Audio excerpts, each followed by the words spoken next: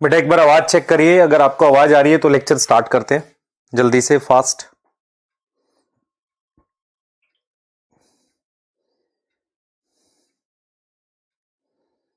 जल्दी से चेक करिए बेटा।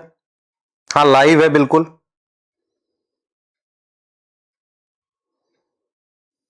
एक बार चेक कर लीजिए आप सब लोग, आवाज आ रही है आपको?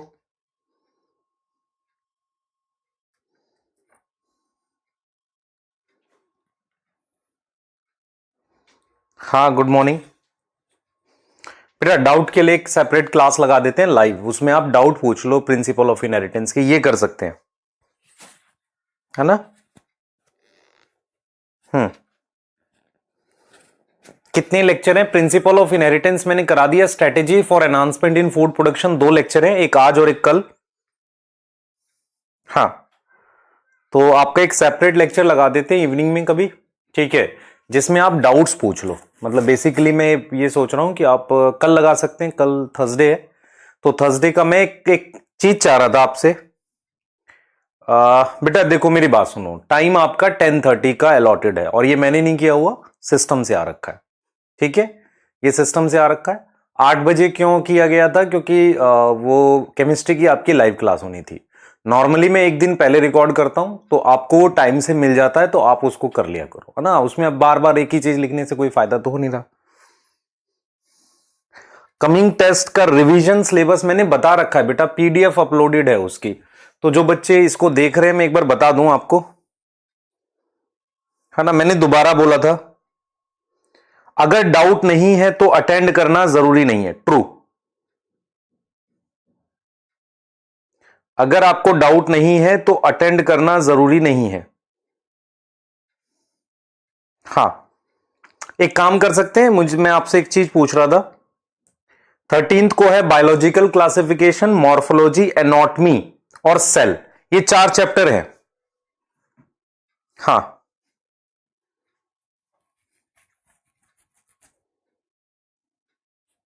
मॉर्फो के एग्जाम्पल याद नहीं हो रहे बेटा, ये तो फिर अब तेरे को सीधे कोई और ही आके करा सकता है, मैं तो नहीं करा पाऊंगा, मैंने तो काफी प्रैक्टिस करा दी, तूने प्रैक्टिस नहीं करी है इसलिए तेरे को याद नहीं हो रखे। शायद 100 में से एक या दो बच्चा ऐसा होता है जिसको याद नहीं होते। रीजन क्या होता है, जब स्टार्टिंग में हम मॉर्फोलॉजी लिखवाते हैं तो वो लोग पढ़ते नहीं है ठीक से, वो क्या करते हैं, वो सोचते हैं एग्जाम्पल कौन याद करेगा, शॉर्ट ट्रिक बना लेते हैं, फिर उनको दिक्कत होनी स्टार्ट हो जाती है। जैसे जैसे आपको सिखाया था, जिसने किया है उसको 100% मॉर्फोलॉजी याद हो गई है। आप चैट में देख लेना, आपको पता चल जाएगा।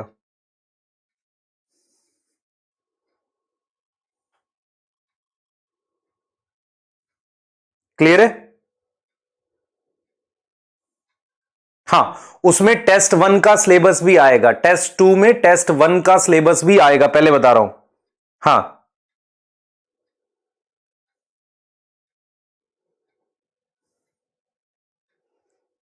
अब बताओ तुम्हें यार, अगर ये याद नहीं कि पेटूनिया सोलेनेसी में, तो बेटा कूद जाऊं मैं छत से।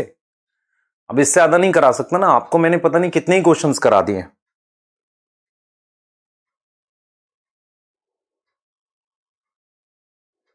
ठीक है अब हम स्टार्ट कर रहे हैं। मैं 2-3 बातें आपसे करना चाह रहा था। पहला, एक मैं आपको बड़ा असाइनमेंट दे देता हूं, उसका प्रिंसिपल ऑफ इनहेरिटेंस का, जिसमें सारे तरह के क्वेश्चन कंप्लीट हो जाएंगे।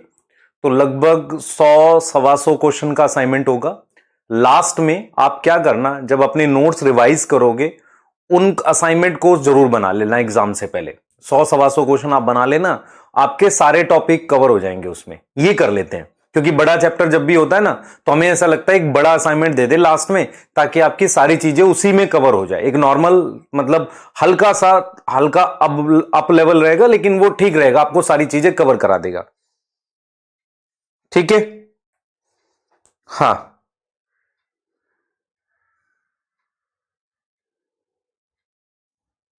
ठीक है। दूसरा बेटा, दूसरा एक काम और कर सकते हैं आपके लिए, कि हम लोग अब जैसे मान लो, अब यहां से जो भी टॉपिक आप पढ़ रहे हो 12th का, मैंने बोला ही था आपको, सारा का सारा सारे सिलेबस में आएगा। ठीक है, तो एक बार प्रिंसिपल ऑफ इनहेरिटेंस का आपको वो असाइनमेंट देते हैं एक बड़ा सा, और उसके साथ उसके हैंड रिटन अगर दे सकते हैं तो उसको जरूर देते हैं, और मैं कोशिश करूंगा दे दूंगा हैंड रिटन, तो 100% कोशिश करूंगा देने के लिए। ठीक है? हाँ पीवाईक्यूज में आज अपलोड करा रहा हूं आपको, पीवाईक्यू शायद अपलोड हो गए या आज हो जाएंगे, ठीक है। कुणाल गुप्ता बेटा व्हाइट स्लाइड का तो नहीं कुछ कर सकते, कलर चेंज हो जाता अगर आप चाहो, कुछ होता है जिससे ये हो जाता है, मुझे ये पता है, लास्ट ईयर भी हम करते थे। वर्कशीट का सोल्यूशन बेटा मुझे ही बनाना है। कलर ब्लाइंडनेस का पीवाईक्यू तेरे से क्यों नहीं बन रहा, क्योंकि तूने सही से सुना नहीं मेरी बातें। चलिए स्टार्ट करते हैं आज का लेक्चर। आज का लेक्चर है strategies for enhancement in food production. हमने 2 लेक्चर अलॉट किए, आज में जितना हो जाएगा उसके बाद हो सकता है 2.5 घंटे का एक लेक्चर आएगा, उसमें कंप्लीट होगा, इससे ज्यादा टाइम नहीं लगेगा, ठीक है। हाँ सही है, स्टार्ट करें।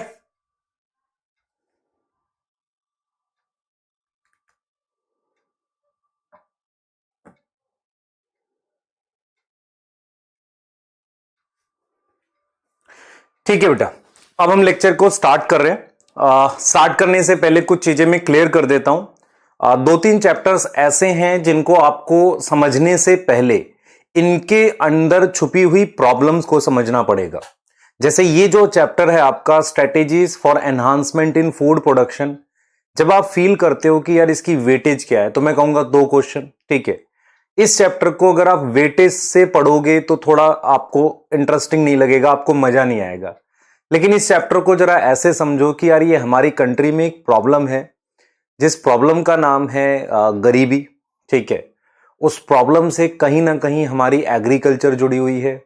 एग्रीकल्चर में जुड़े हुए बहुत सारे लोग अभी भी गरीब हैं। एक बहुत सारी परेशानियां हैं उनके साथ जिसको हम फील कर सकते हैं। दूसरी तरफ हमारी कंट्री में पॉपुलेशन बढ़ना एक कॉमन मतलब प्रॉब्लम हम फील कर पा रहे हैं। उतनी बड़ी जनसंख्या को खिला पाना, ग्रेन्स खिला पाना, पल्सेस खिला पाना, ये भी एक परेशानी है, ठीक है। तो इस चैप्टर को बेटा इस तरीके से ना लो कि सिर्फ वेटेज है, एक ऐसा चीज समझो कि यार हमारी कंट्री की एक प्रॉब्लम है, उस प्रॉब्लम से रिलेटेड हम कुछ पढ़ रहे हैं जिसमें हम उसका सॉल्यूशन फाइंड आउट करने की कोशिश करेंगे। तो ये जो चैप्टर है हमारा जिसका नाम strategies for enhancement in food production है, मैं इसके बारे में बताना स्टार्ट कर रहा हूं।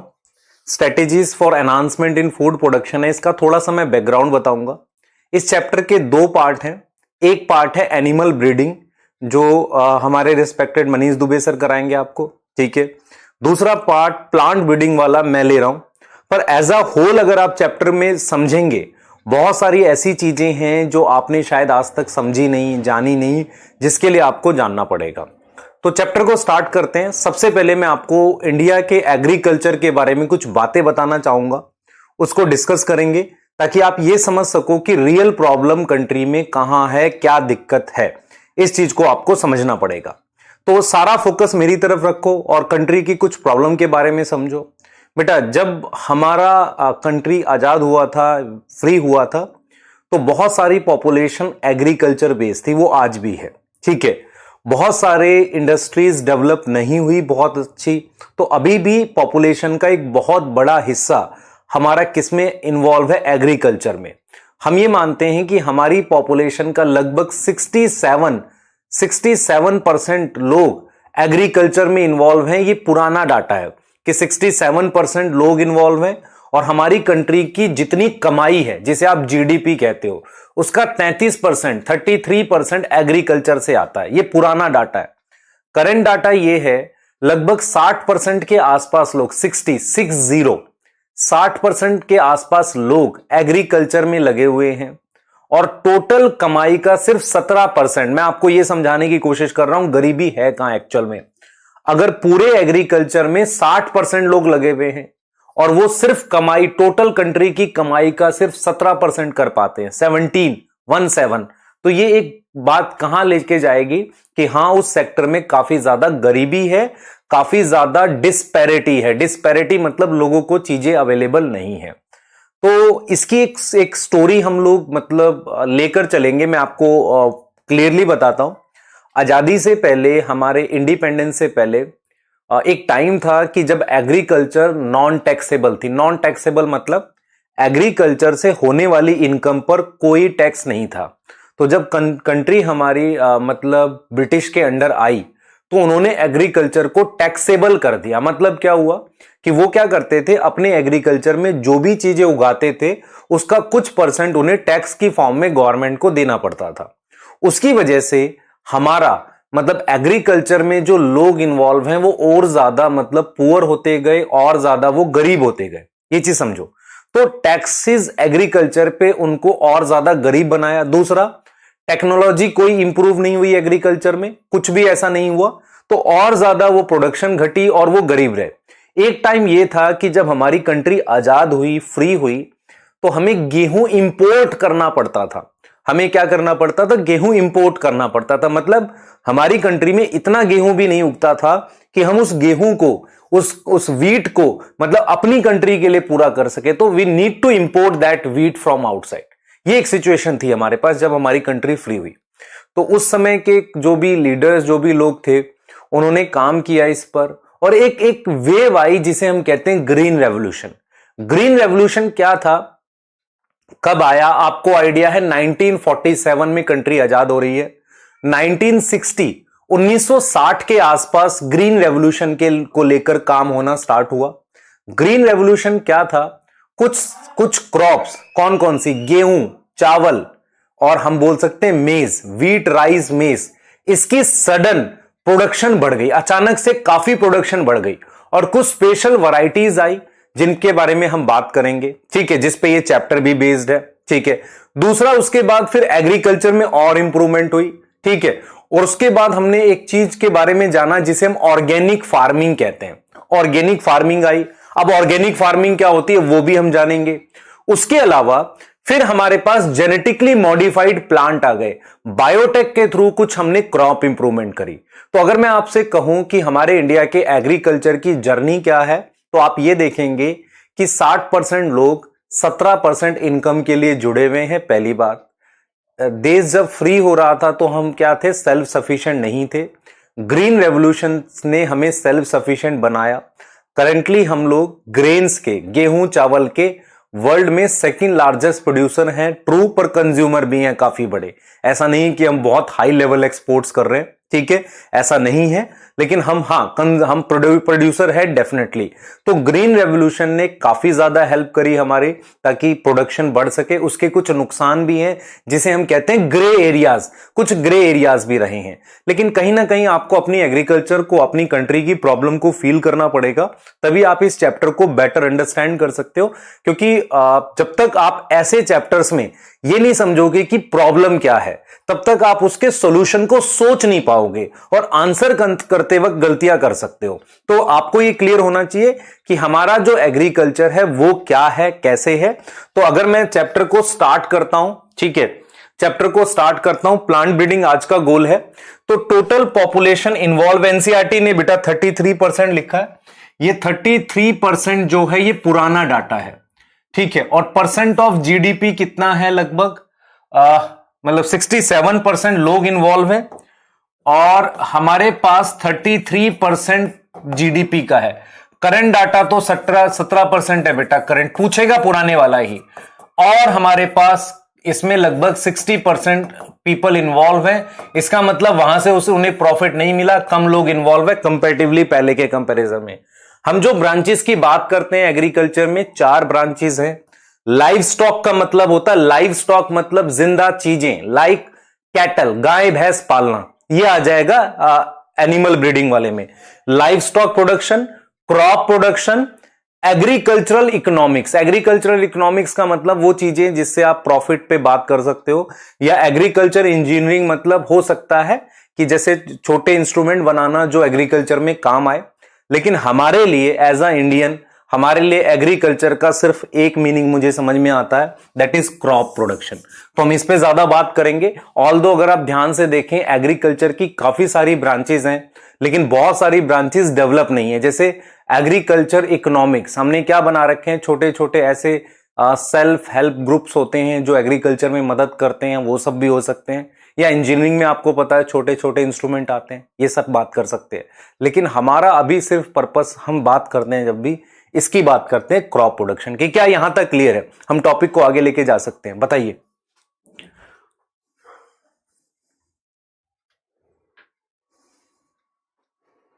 हमें ओल्ड वाला ही याद करना है बेटा, हमें ओल्ड वाला ही याद करना है। हाँ, यहां तक क्लियर है?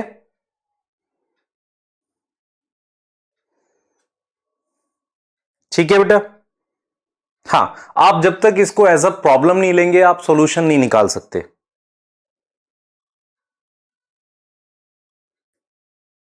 ठीक है बेटा, स्पीड इंक्रीज नहीं करूंगा, मुझे सजेशन मत दिया करो पढ़ाने को लेके, मुझे इन चीजों से बहुत वो है, खासकर सजेशन से, क्योंकि आपको प्रॉब्लम नहीं सुननी है, आप किस लिए पढ़ रहे हो फिर? मैं सीधे यहां पे एमबीबीएस का पढ़ाना स्टार्ट कर दूं तो बन जाएगा डॉक्टर है?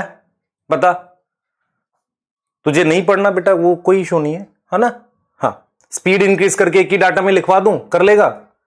तुझे पता ही नहीं है कि ग्रीन रेवोल्यूशन क्या है, इंडिया की क्या सिचुएशन थी, तो क्या पढ़ेगा तू? बता, तुझे मुझे बता जरा, मैं क्वेश्चन पूछता हूं, आंसर करियो। Which of the following is not involve in organic farming?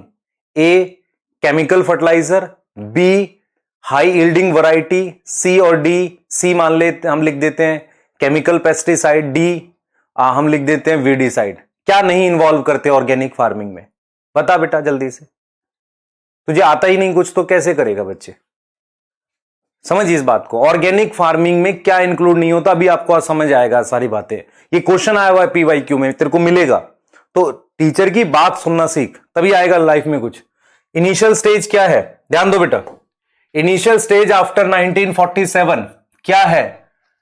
India क्या कर रहा था बेटा? इंडिया इंपोर्ट कर रहा था ग्रेन्स को। इंपोर्ट कर रहा था किसको? ग्रेन्स को। और हम क्या कर रहे थे बेटा? काफी ज्यादा चीजें, मतलब हम लोग डिपेंड थे अदर्स पे। ग्रीन रेवोल्यूशन आता है कब आया बेटा? कब आया? 1960s में आया। इसमें हमने क्या यूज किया, ध्यान से सुनो। ग्रीन रेवोल्यूशन में किसकी प्रोडक्शन बढ़ी? हमारे पास सडन प्रोडक्शन बढ़ी है। किसकी? Sudden production of wheat, rice और मेज, इनकी बढ़ गई है। इनकी हमारे पास क्या हो गई है? इंक्रीज हो गई है। सडन प्रोडक्शन हमारे पास क्या हो गई? इंक्रीज हो गई है। एक सेकंड दो मुझे।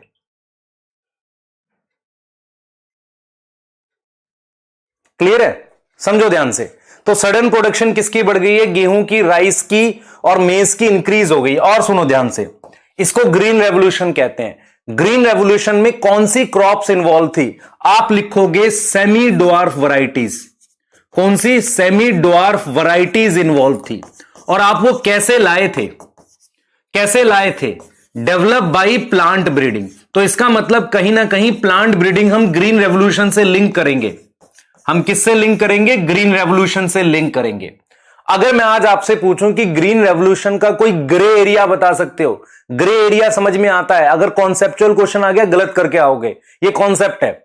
ग्रे एरिया होता है, कोई हार्मफुल एरिया है ग्रीन रेवोल्यूशन का? बताओ, सोचो दिमाग में। हाँ बिल्कुल है। ग्रीन रेवोल्यूशन, अगर आप इंडिया की सिचुएशन देखो, मेरी बात सुनो ध्यान से। अगर मैं आपसे कहूं कि मेरे पास ये इंडिया है, ध्यान से देखें बेटा, अगर आप ये चीज समझो, मान लो मेरे पास ये इंडिया का, हमारे पास कुछ इस तरीके से हम मैप बना रहे हैं, ठीक है? तो ग्रीन रेवोल्यूशन उस जगह हुआ जहां पर फार्मर के पास लैंड बड़ी थी, जो राजस्थान, पंजाब, वेस्टर्न यूपी वाला एरिया था, वहां ग्रीन रेवोल्यूशन हुआ। वहां के फार्मर्स के पास लैंड बड़ी थी और उनके पास पैसा था ताकि वो इरिगेशन कर सके, केमिकल और कह सकते हैं केमिकल फर्टिलाइजर यूज कर सके। तो मैं अगर आपसे पूछूं कि ग्रीन रेवोल्यूशन का फायदा क्या है? सडन प्रोडक्शन बढ़ गई, हम सेल्फ सफिशिएंट हो गए। नुकसान क्या हुआ है कि जब भी बेटा अगर ऐसा हो, मान लो अगर डेवलपमेंट सबकी होती है तो सब खुश होते हैं, लेकिन अगर आपका पड़ोसी डेवलप कर जाए, आप ना हो, तो आपको दुख होता है, गुस्सा आता है। ऐसा ही हुआ था ग्रीन रेवोल्यूशन के लिए।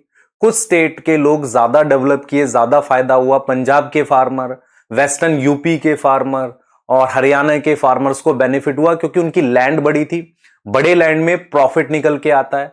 दूसरी चीज, उनके पास पैसे थे केमिकल फर्टिलाइजर खरीदने के, साथ के साथ कुछ इरिगेशन की फैसिलिटीज उनके पास आ गई थी, तो उनसे उन्हें फायदा हुआ। लेकिन बिहार, छत्तीसगढ़ और मध्य प्रदेश के फार्मर्स को बेनिफिट नहीं हुआ, तो वहां उसकी वजह से एक प्रॉब्लम निकल के आई जिसे हम नक्सलिज्म कहते हैं। नक्सलिज्म क्या है? ये वो लोग हैं जिन्हें फील होता है कि हम डेवलप नहीं किए, बिकॉज ऑफ वो डेवलप किया। तो ये एक रीजन निकल के आया जो उन्होंने फील भी किया। ठीक है, तो मैं आपको यही चीज समझा रहा हूं। अगर आपसे साइंस में क्वेश्चन आएगा तो साइंस में क्वेश्चन ये आएगा बेटा कि क्या रहा ग्रीन रेवोल्यूशन का नुकसान, आपसे कोई पूछे तो ग्रीन रेवोल्यूशन का नुकसान ये रहा, इसका जो हार्म रहा, डिसएडवांटेज रही, डिसएडवांटेज, वो मेन डिसएडवांटेज ये है कि हम डिपेंडेंसी ऑन केमिकल फर्टिलाइजर बढ़ गई, dependency on chemical fertiliser increase हो गई, केमिकल फर्टिलाइजर इंक्रीज हो गई। अब यहां पर बहुत सारे बच्चों को एक कुछ टर्म्स के बारे में नहीं पता चलता। केमिकल फर्टिलाइजर, पेस्टिसाइड इंक्रीज हो गई। कुछ टर्म्स हैं जो आपको मैं बताना चाहता हूं, ठीक है, इससे रिलेटेड मैं यहां लिखूंगा और मैं फिर आऊंगा इस पेज पे, फिर से आऊंगा, पर मैं यहां जो लिखूंगा वो सुन लो ध्यान से बेटा, उसको ध्यान से सुनो जो मैं अब बता रहा हूं। सबसे पहले एग्रोकेमिकल्स क्या होते हैं, ठीक है, इन पे क्वेश्चंस आते हैं।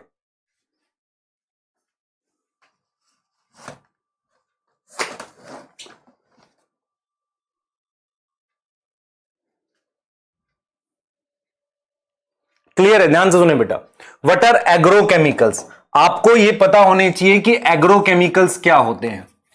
एग्रोकेमिकल्स पता होने चाहिए कौन से हैं बेटा, जो केमिकल एग्रीकल्चर में यूज होते हैं। एक होते हैं फर्टिलाइजर, एक होते हैं पेस्टिसाइड और एक होते हैं weedicides. They all are agrochemicals. तो एनसीईआरटी क्लियरली बोलती है कि ग्रीन रेवोल्यूशन का डिसएडवांटेज है dependency on increase in fertiliser, ठीक है, फर्टिलाइजर, पेस्टिसाइड, इन सब पर हमारी डिपेंडेंसी बढ़ गई, ठीक है, इंक्रीज हो गया। जिससे आप ये भी कह सकते हो कि जो हम खाना खा रहे हैं उसमें केमिकल ज्यादा हैं, है ना, जो हम फूड खा रहे हैं उनमें केमिकल यूज ज्यादा है। ये एक नुकसान था हमारे को, लेकिन ये एडवांटेज थी कि हम अचानक से क्या हो गए, सडनली हम क्या हो गए, सेल्फ सफिशिएंट हो गए, ये एडवांटेज थी। अब अगर आपसे कोई कहे व्हाट इज ऑर्गेनिक फार्मिंग, तो ऑर्गेनिक फार्मिंग में ध्यान दें बेटा, ऑर्गेनिक फार्मिंग का मतलब होता है, ध्यान से सुनेंगे, ऑर्गेनिक फार्मिंग का मतलब होता है कि आप यूज ऑफ एग्रोकेमिकल नहीं कर रहे हो। तो सबसे पहला point, no use of agrochemical, agrochemical use नहीं कर रहे हो। तो आप क्या यूज कर रहे हो? आप यूज कर रहे हो बायो फर्टिलाइजर, आप यूज कर रहे हो बायो पेस्टिसाइड, आप यूज कर रहे हो बायो वीडिसाइड, आप ये चीजें यूज कर रहे हो। इसके साथ आप कौन सी क्रॉप वैरायटी यूज करोगे? क्या सेमी ड्वार्फ यूज कर सकते हैं, हाई यील्डिंग वैरायटी यूज कर सकते हैं? ये जो सेमी ड्वार्फ वैरायटी होती है ना, इन्हें कहते हैं हाई यील्डिंग वैरायटी। क्या हम ये यूज कर सकते हैं? नहीं, हमें यहां पर ट्रेडिशनल वैरायटी यूज करनी होती है।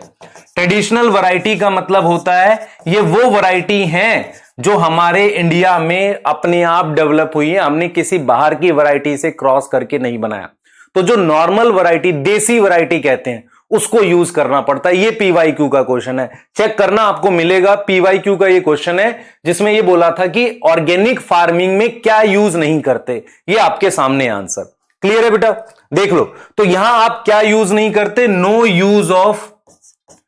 Use of high yielding variety, जो सेमी ड्वार्फ वैरायटी है उसको यूज नहीं करते, उसे हम ऑर्गेनिक फार्मिंग में इंक्लूड नहीं करते। हमारे पास ऐसी बहुत सारी ऑर्गेनाइजेशन है गवर्नमेंट की जो बताते हैं कि ये फार्मर ऑर्गेनिक फार्मर है, ठीक है, ये ऑर्गेनिक फार्मिंग कर रहा है, उसकी क्रॉप, उसके बने हुए जो क्रॉप प्रोडक्ट्स होते हैं उन पे लिखा रहता है कि ये ऑर्गेनिक फार्मिंग का प्रोडक्ट है। क्लियर है बेटा? बताओ, क्लियर है? अब ये क्वेश्चन तुम गलत करोगे, तुम्हें नहीं पता कि हम ये यूज कर सकते हैं कि नहीं, ठीक है, मैं श्योर हूं इस बात को लेके, ठीक है, ऐसी बहुत सी चीजें हैं जो मिस करोगे। दूसरी है बेटा genetically modified crop, third number पर ये है। जेनेटिकली मॉडिफाइड क्रॉप क्या है बेटा? हम क्या करते हैं, प्रोड्यूस करते हैं by biotech, produce by biotech, gene introduce करके करते हैं, by introduction of foreign gene, इसमें जीन इंट्रोडक्शन करते हैं। फिलहाल अभी ये बैन है इंडिया में, है ना, अभी फिलहाल बैन है जेनेटिकली मॉडिफाइड क्रॉप्स को, मतलब फॉरेन, मतलब genetically modified food crops ban है फिलहाल। इनका बेनिफिट है, डिसएडवांटेज है, दोनों है। लेकिन मैं स्टिल बोल रहा हूं, इन्होंने भी बहुत ज्यादा प्रॉब्लम सॉल्व नहीं की। अगर मैं आपसे रियल सेंस में बोलूं, हमने क्या किया था, इससे इंप्रूव किया, ग्रीन रेवोल्यूशन लाए पहले, ग्रीन रेवोल्यूशन के बाद हम ऑर्गेनिक फार्मिंग करते हैं, अभी बहुत लार्ज स्केल में नहीं कर पा रहे, क्योंकि हमें पता है जब हम देसी वैरायटी यूज कर रहे हैं, उस देसी वैरायटी से मुझे उतनी प्रोडक्शन नहीं मिल रही कम समय में, तो मैं फार्मर को कन्विंस नहीं कर पा रहा हूं कि भाई तू ऑर्गेनिक फार्मिंग कर। ऑर्गेनिक फार्मिंग वही फार्मर कर पा रहा है जो बहुत ज्यादा अवेयर हो और वो मानता हो कि केमिकल्स नुकसान करेंगे, वही कर पा रहा है। जेनेटिकली मॉडिफाइड क्रॉप भी लिमिटेड एक्सटेंट पे फायदा पहुंचा रही है, क्योंकि ये अभी भी मतलब एक तरीके की इनकम्प्लीट टाइप की रिसर्च है, मुझे नहीं पता ये क्या नुकसान पहुंचाएंगे। तो स्टिल हमारी कंट्री में अगर देखो क्वेश्चन आ जाए नीट में, which of the following is a major contributor for the food crop production, green revolution, organic farming, और इसमें से मेरे पास ग्रीन रेवोल्यूशन से बनी हुई वैरायटीज, जिन्हें मैं क्या बोलता हूं, सेमी ड्वार्फ वैरायटीज या हाई यील्डिंग वैरायटी। दो क्वेश्चन यहां से बन सकते हैं। क्लियर है? बताओ बेटा जल्दी से।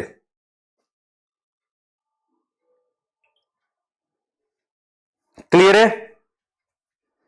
हाँ, ऑर्गेनिक फार्मिंग बेटा, ऑर्गेनिक फार्मिंग के लिए गवर्नमेंट पैसा देती है, सपोर्ट करती है, लेकिन स्टिल बेटा क्या है कि प्रोडक्शन कम है as compare to these varieties. दूसरा वो हम केजी में देखते हैं, पर हम ये नहीं देख पाते कि हमने किस में कितना खर्चा, हम ये नहीं देख पाते केमिकल्स में कितने पैसे लग गए, ये सब। क्लियर है बेटा?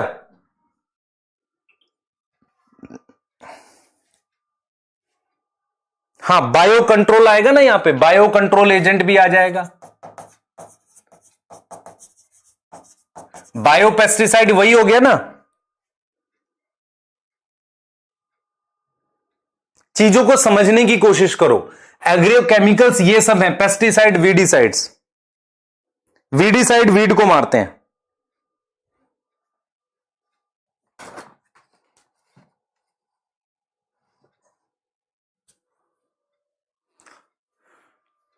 क्लियर है? चलें फटाफट से आगे। मुझे लग रहा है यहां तक बात समझ में आ गई।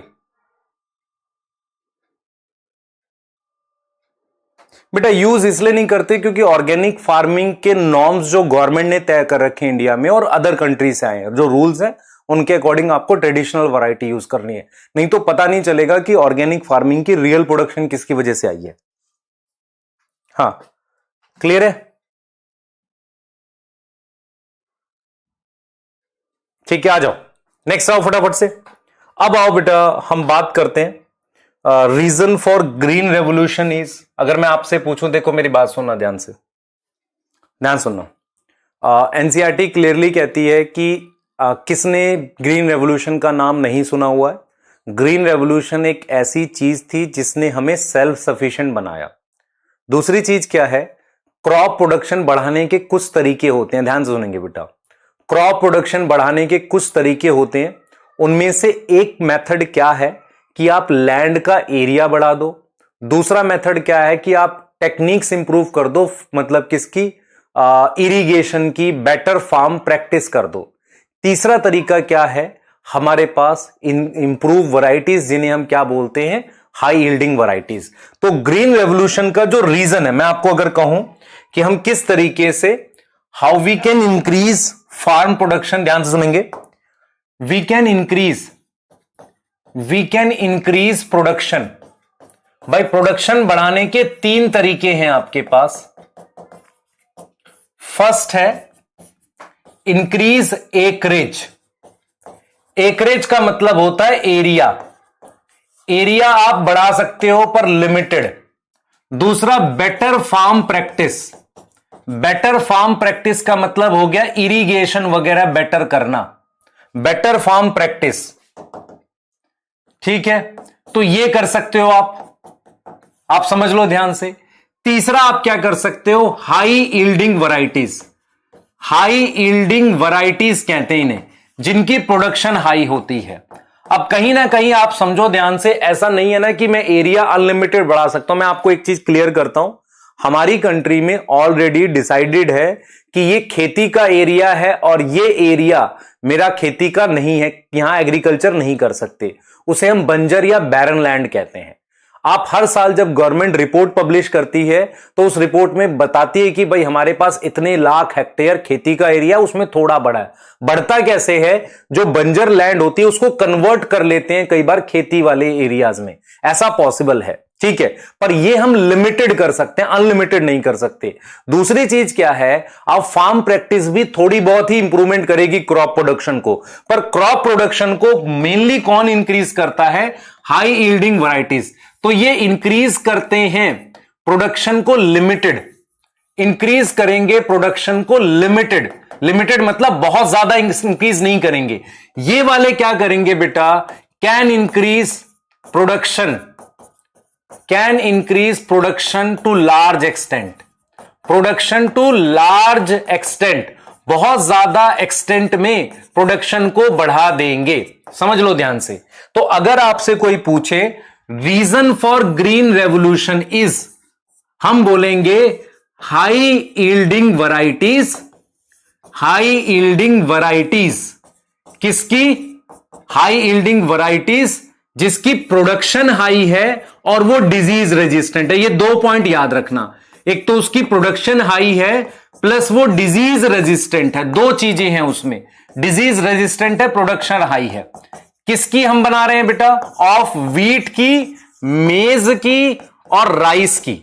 राइस, मेज और व्हीट, बेसिकली ग्रेन्स की। समझ लो ध्यान से। तो मैं आपको क्लियर कर रहा हूं, प्रोडक्शन बढ़ाने के ये 3 तरीके हो सकते हैं, पर किसी ऐसा थोड़ी किसी कंट्री पे कब्जा कर लो, पॉसिबल है क्या? नहीं, ऐसा नहीं होगा ना। तो ये नहीं कर सकते ज्यादा, हम ये कर सकते हैं। तो कहीं ना कहीं मुझे डिजीज रेजिस्टेंट और हाई प्रोडक्शन लानी है, और किसमें किया मैंने? व्हीट, राइस और मेज में। और मैं आपको क्लियर बता रहा हूं कि हम अगर इंडिया में फार्मिंग की टेक्निक को डिवाइड करें तो हम 2 तरीके से डिवाइड करेंगे। एक तो मैंने आपको बताया कैसे, ग्रीन रेवोल्यूशन, ऑर्गेनिक फार्मिंग और एक जेनेटिकली मॉडिफाइड प्लांट, ये मैंने बताया। दूसरा अगर मैं एक और क्लासिफिकेशन करूंगा तो मैं 2 तरह की फार्मिंग की बात करता हूं, ध्यान सुनेंगे। 2 तरह की हम फार्मिंग की बात करते हैं, कहते हैं कन्वेंशनल और एक कहते हैं क्लासिकल। कन्वेंशनल और क्लासिकल में क्या डिफरेंस है, बहुत ध्यान से सुनना, मैं जो आपको समझाने जा रहा हूं। हम एक लिखते हैं कन्वेंशनल, कन्वेंशनल, मेरी बात बहुत ध्यान से समझेंगे सारे, और एक हम लिखते हैं क्लासिकल। 2 तरीके की हमारे पास classical plant, classical farming, conventional farming 2 तरह की होती है। पहले सुनो समझो। देखो क्या हुआ था, ह्यूमन एग्रीकल्चर कितना साल पुराना है? 10,000 से ज्यादा। एग्रीकल्चर, खेती, ह्यूमन जब से मतलब इवॉल्व हुआ प्रॉपरली, उसने खेती करनी थोड़ी बहुत स्टार्ट कर दी। वो खेती या एग्रीकल्चर कैसे करते थे? मान लो ये गेहूं का एक प्लांट उन्हें मिल गया, उनको लगा ये फायदे की चीज है, उसको वो लगातार ग्रो करते चले गए। जब लगातार किसी सिंगल क्रॉप को ग्रो करते हैं, इसे हम कहते हैं डोमेस्टिकेशन। तो कन्वेंशनल फार्मिंग वो थी हमारे पास जो, ध्यान सुनेंगे, कन्वेंशनल फार्मिंग वो थी जो हमारे पास कब से आई? जब से हमारे पास एग्रीकल्चर डेवलप है। कब से डेवलप है बेटा? 10,000 साल पुराना है। इस तरह की फार्मिंग में हमने क्या किया है? मेन काम क्या किया है हमने? करी है domestication of crop. Domestication of crop का मतलब उस क्रॉप को लिया और ग्रो करते चले गए। ऐसी आज भी बहुत सारी क्रॉप्स हैं जो पुराने टाइम में डोमेस्टिकेशन से डेवलप हैं और आज भी उन्हीं को उगा रहे हैं।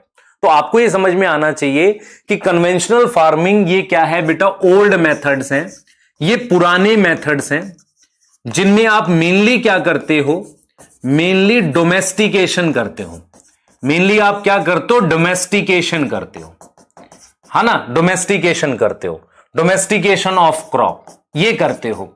इसमें आप एक क्रॉप लेते हो और उसको मान लो जनरेशन वाइज जनरेशन, हजारों सालों से, मतलब हजार कहने 10,000 साल पुरानी एग्रीकल्चर है, मतलब कई सालों से आप उनको उगाए जा रहे हो बार बार, है ना?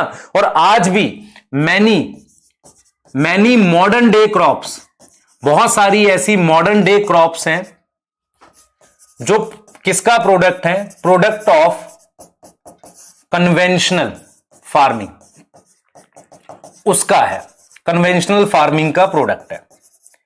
एक मेथड जिसे हम क्लासिकल लिख रहे हैं, क्लासिकल फार्मिंग या क्लासिकल प्लांट ब्रीडिंग बोल सकते हो, इसमें हम क्या करते हैं? दो प्लांट के बीच में क्रॉस कराते हैं जिनके अंदर डिजायर्ड फीचर है। फॉर एग्जांपल, इस प्लांट में डिजीज रेजिस्टेंट है, इसमें हाई प्रोडक्शन है।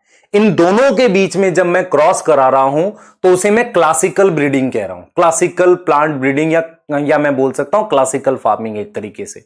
इनमें क्या करते हैं, इनमें प्लांट ब्रीडिंग इन्वॉल्व होती है। इनमें क्या होती है, प्लांट ब्रीडिंग इन्वॉल्व होती है। और जब भी प्लांट ब्रीडिंग इन्वॉल्व होगी, चैप्टर का नाम ही यही है, मतलब टॉपिक का नाम ही है प्लांट ब्रीडिंग, इसमें प्लांट ब्रीडिंग इन्वॉल्व होती है। इसमें क्या करते हैं, क्रॉस कराते हैं between plant of desired trait, इनके बीच में क्रॉस करा देते हैं। इसको हमने क्या नाम दे दिया, क्लासिकल बोल दिया। क्लासिकल में बाद में हम टिश्यू कल्चर, मॉलिक्यूलर जेनेटिक्स की टेक्निक भी यूज कर रहे हैं। तो यहां पर लेटर हम क्या यूज कर रहे हैं, लेटर टिश्यू कल्चर और मॉलिक्यूलर जेनेटिक्स या मॉलिक्यूलर टेक्निक्स भी यूज कर रहे हैं। इसमें हम ये सब यूज कर रहे हैं, है ना। तो इसे हम क्या बोल रहे हैं, क्लासिकल बोल रहे हैं। तो हम यहां पे बिल्कुल क्लियर हैं, ध्यान सुनेंगे, हम यहां पर बिल्कुल क्लियर है कि हमें प्लांट ब्रीडिंग करनी है। प्लांट ब्रीडिंग जो है उसको समझेंगे पहले क्या होता है, पर मैं ये बता रहा हूं आपको कि हमारी दो तरह की प्लांट ब्रीडिंग बोल सकते हो या फार्मिंग बोल सकते हो, दो तरह की रही है। एक रही है डोमेस्टिकेशन और एक रही है जिसमें आप प्रॉपर प्लांट ब्रीडिंग कर रहे हो। प्लांट ब्रीडिंग वाला जो इस पर बेस्ड है, क्या ये क्लियर है, जल्दी बता दो, जल्दी बताओ बेटा, क्या ये क्लियर है?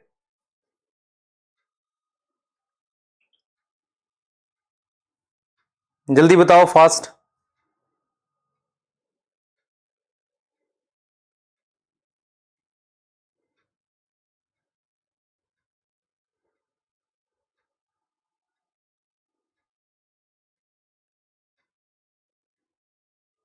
जल्दी बताओ।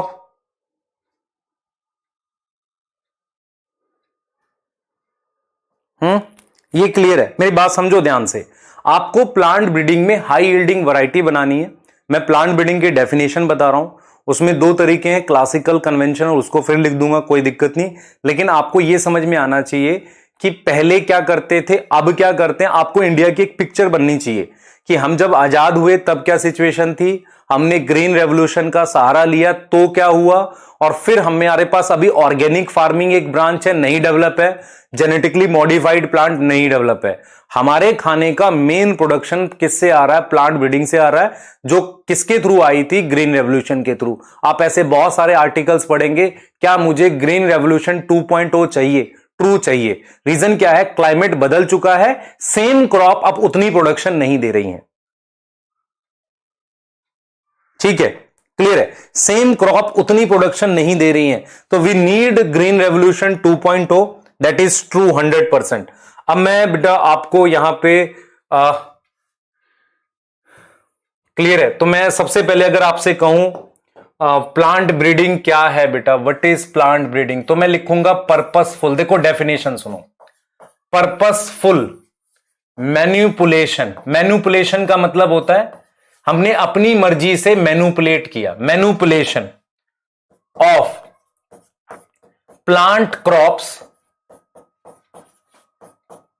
For desired plant type. मुझे डिजायर्ड प्लांट टाइप चाहिए, है ना। मैंने पर्पसफुल मैन्युपुलेशन कराया प्लांट क्रॉप को, मतलब प्लांट ब्रीडिंग क्या होता है, आपने उनके बीच में क्रॉस करा के उन्हें मैन्युपुलेट करा अपनी मर्जी से। आपको जो प्लांट टाइप चाहिए उसकी क्या होनी चाहिए, उसकी प्रोडक्शन हाई होनी चाहिए, इसलिए किया है आपने। वो डिजीज रेजिस्टेंस होना चाहिए, इसलिए किया है आपने। और वो बेस्ट सूटेड होना चाहिए, मतलब क्या, बेस्ट सूटेड होना चाहिए ग्रो करने के लिए आपके एनवायरमेंट में, best suited to grow in given climate. तो गिवन क्लाइमेट में बेस्ट होना चाहिए ग्रो करने के लिए।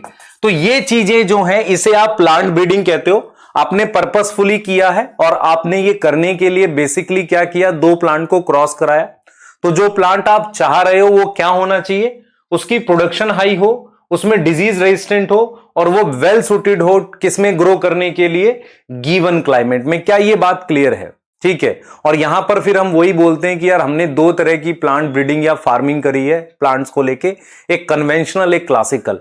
कन्वेंशनल वही होती है, कन्वेंशनल क्या होती है बेटा, कन्वेंशनल में हम डोमेस्टिकेशन कर रहे हैं, कोई प्रॉपर ब्रीडिंग नहीं कर रहे। इसीलिए मैं बोल रहा हूं आपको कि आप चाहो इसको यहां लिखो चाहे पीछे लिखते हो, कोई इशू नहीं है। तो मैं दो टाइप की कर रहा हूं बेटा प्लांट ब्रीडिंग, टू टाइप की पढ़ रहे हैं। एक हम पढ़ रहे हैं कन्वेंशनल, इसमें सिर्फ क्या करते हैं, डोमेस्टिकेशन करते हैं। इसमें सिर्फ क्या करते हैं, डोमेस्टिकेशन करते हैं। डोमेस्टिकेशन आपको समझ में आना चाहिए। दूसरा क्लासिकल है, इसमें करते हैं हम प्रॉपर क्या चीज, हम क्या करेंगे, cross between two parent to obtain desired plant. Desired plant लाने के लिए क्रॉस कराना। तो आपको यह समझ में आना चाहिए, ये वाला ट्रू सेंस में प्लांट ब्रीडिंग है। ट्रू सेंस में प्लांट ब्रीडिंग ये है जो क्लासिकल वाला है, क्योंकि इसमें आप क्रॉस करा रहे हो। पहले वाले में तो सिर्फ डोमेस्टिकेशन कर रहे हो, तो इसको आप ना भी बोलो प्लांट ब्रीडिंग चल जाएगा। पर ट्रू सेंस में तो यही वाला है, जो मेन तरीका यही है कि आप दो प्लांट के बीच में क्रॉस करा रहे हैं और डिजायर्ड वाला मिलेगा।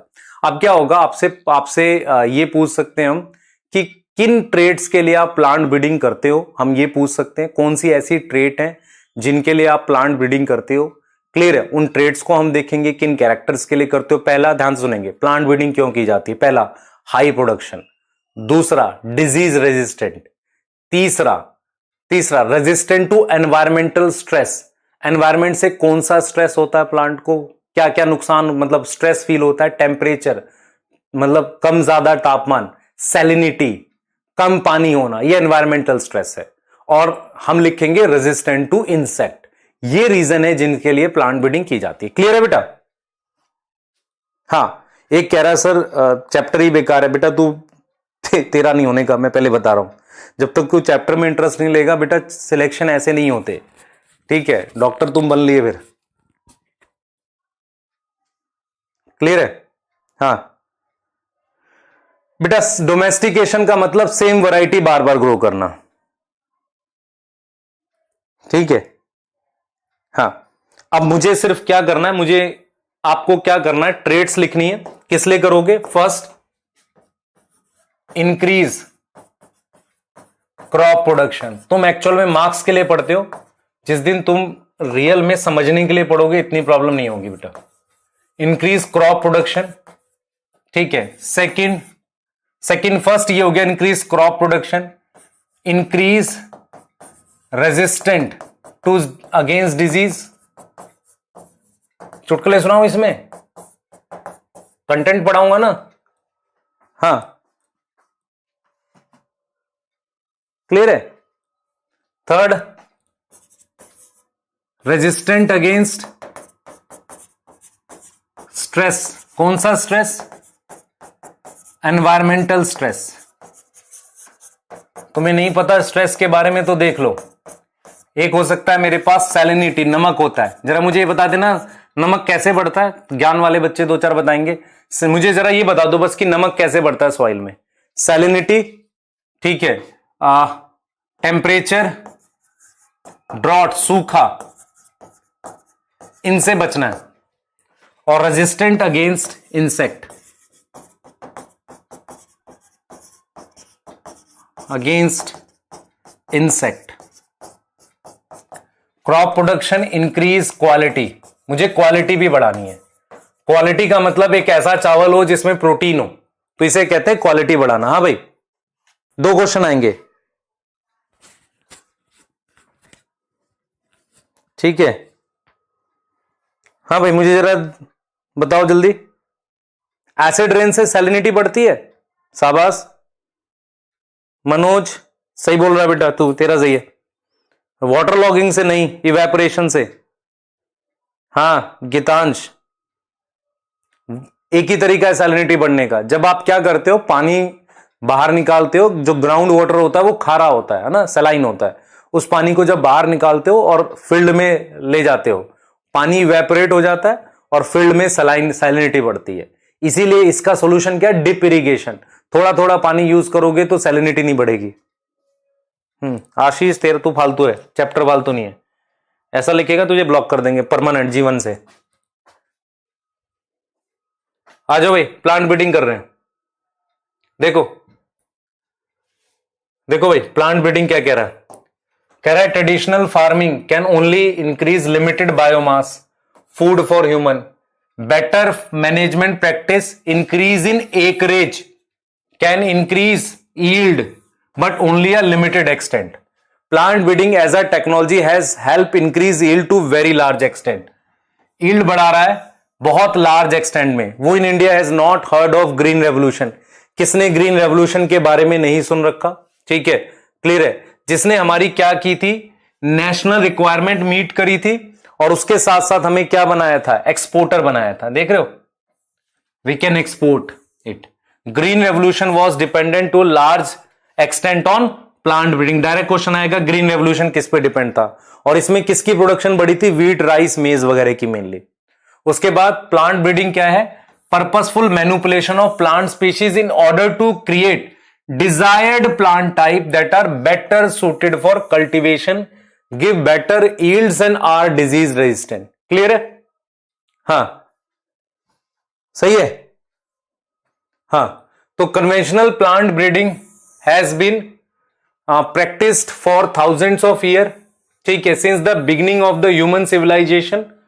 देख रहे हो कन्वेंशनल वाली कितनी पुरानी है, हमने जब से एग्रीकल्चर कितनी पुरानी, 9000 से 10,000 साल पुरानी, तब से हम करते जाने। Many present day crop are result of domestication in ancient time. Today all our major food crops are derive from domesticated varieties. तो जितनी भी हमारी फूड क्रॉप है वो डोमेस्टिकेटेड वैरायटी से बहुत सारी आई हैं। ठीक है, और क्लासिकल में क्या है, हम क्रॉसिंग कराते हैं। देखो, क्रॉसिंग और हाइब्रिडाइजेशन ऑफ प्योर लाइन। ठीक है, और उसके बाद क्या करते हैं, आर्टिफिशियल सिलेक्शन करते हैं। ठीक है, विद एडवांसमेंट इन जेनेटिक्स, और बाद में आप देखो हम क्या क्या यूज कर रहे हैं, मॉलिक्यूलर और टिश्यू कल्चर। क्लियर है बेटा? काउंटर फार्मिंग नहीं पढ़नी तुझे, जो तू बोल रहा है प्रीवियस ईयर में क्वेश्चन आया था वो नहीं आएगा कभी। ऐसा क्वेश्चन नहीं आता है। काउंटर फार्मिंग, इंटरक्रॉपिंग, वो एक रेयर इवेंट था कि एक ऐसा out of the box question आ गया। ऐसा क्वेश्चन आएगा नहीं और कोई नहीं करके आया था उसे। ठीक है, हाँ क्लियर है यहां तक? ठीक है,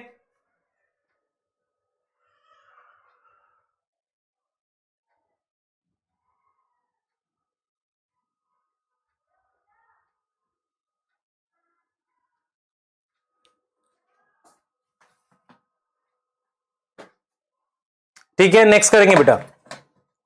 नेक्स्ट पढ़ रहे हैं, डोमेस्टिकेटेड क्रॉप के बहुत सारे एग्जांपल हो सकते हैं बेटा। हो सकता है हम कुछ टोमेटो की वैरायटी और पोटैटो की कुछ वैरायटीज हम डोमेस्टिकेटेड यूज कर रहे हैं, बहुत सारे एग्जांपल हो सकते हैं। ठीक है, आर्टिफिशियल सिलेक्शन का मतलब होता है, ध्यान सुनेंगे, आर्टिफिशियल सिलेक्शन का मतलब ये होता है कि आपने दो प्लांट के बीच में क्रॉस कराया, उसके बाद आपने क्या किया, उसके बाद जो वैरायटी आई आप उसी को यूज कर रहे हैं। यहां तक समझ में आ रहा है? जो वैरायटी आई आप उसी को यूज कर रहे हैं, आर्टिफिशियल सिलेक्शन उसे कहते हैं। क्लियर हो गया? ठीक है बेटा, क्वेश्चन आ गया तो बता दीजिए, समझ नहीं रहे हो तुम लोग। एक क्वेश्चन आया था काउंटर फार्मिंग करके, इंटर क्रॉपिंग, क्रॉप मतलब वो करके, वो क्वेश्चन ऐसा मान लो कोई क्वेश्चन आता, हमें पता आपके सिलेबस में है ही नहीं, तो उसको फिर पढ़ाना थोड़ी शुरू कर देंगे। आपके सिलेबस में ही नहीं है टाइप ऑफ फार्मिंग, तो वो एक क्वेश्चन था जो आउट ऑफ द बॉक्स आया, उसके लिए मैं पूरा फार्मिंग की टेक्निक्स थोड़ी पढ़ाने लगूंगा, ये कहीं नहीं पढ़ाते। क्लियर है? हाँ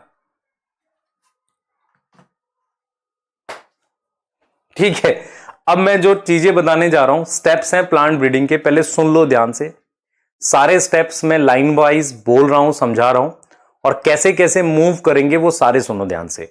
आपकी एनसीईआरटी में स्टेप्स हैं प्लांट ब्रीडिंग के, कौन से स्टेप्स हैं वो सुनो। देखो, हम प्लांट ब्रीडिंग करते कैसे हैं। सबसे पहला सवाल मैं आपसे पूछता हूं, प्लांट ब्रीडिंग करेगा कौन? कौन करता है प्लांट ब्रीडिंग?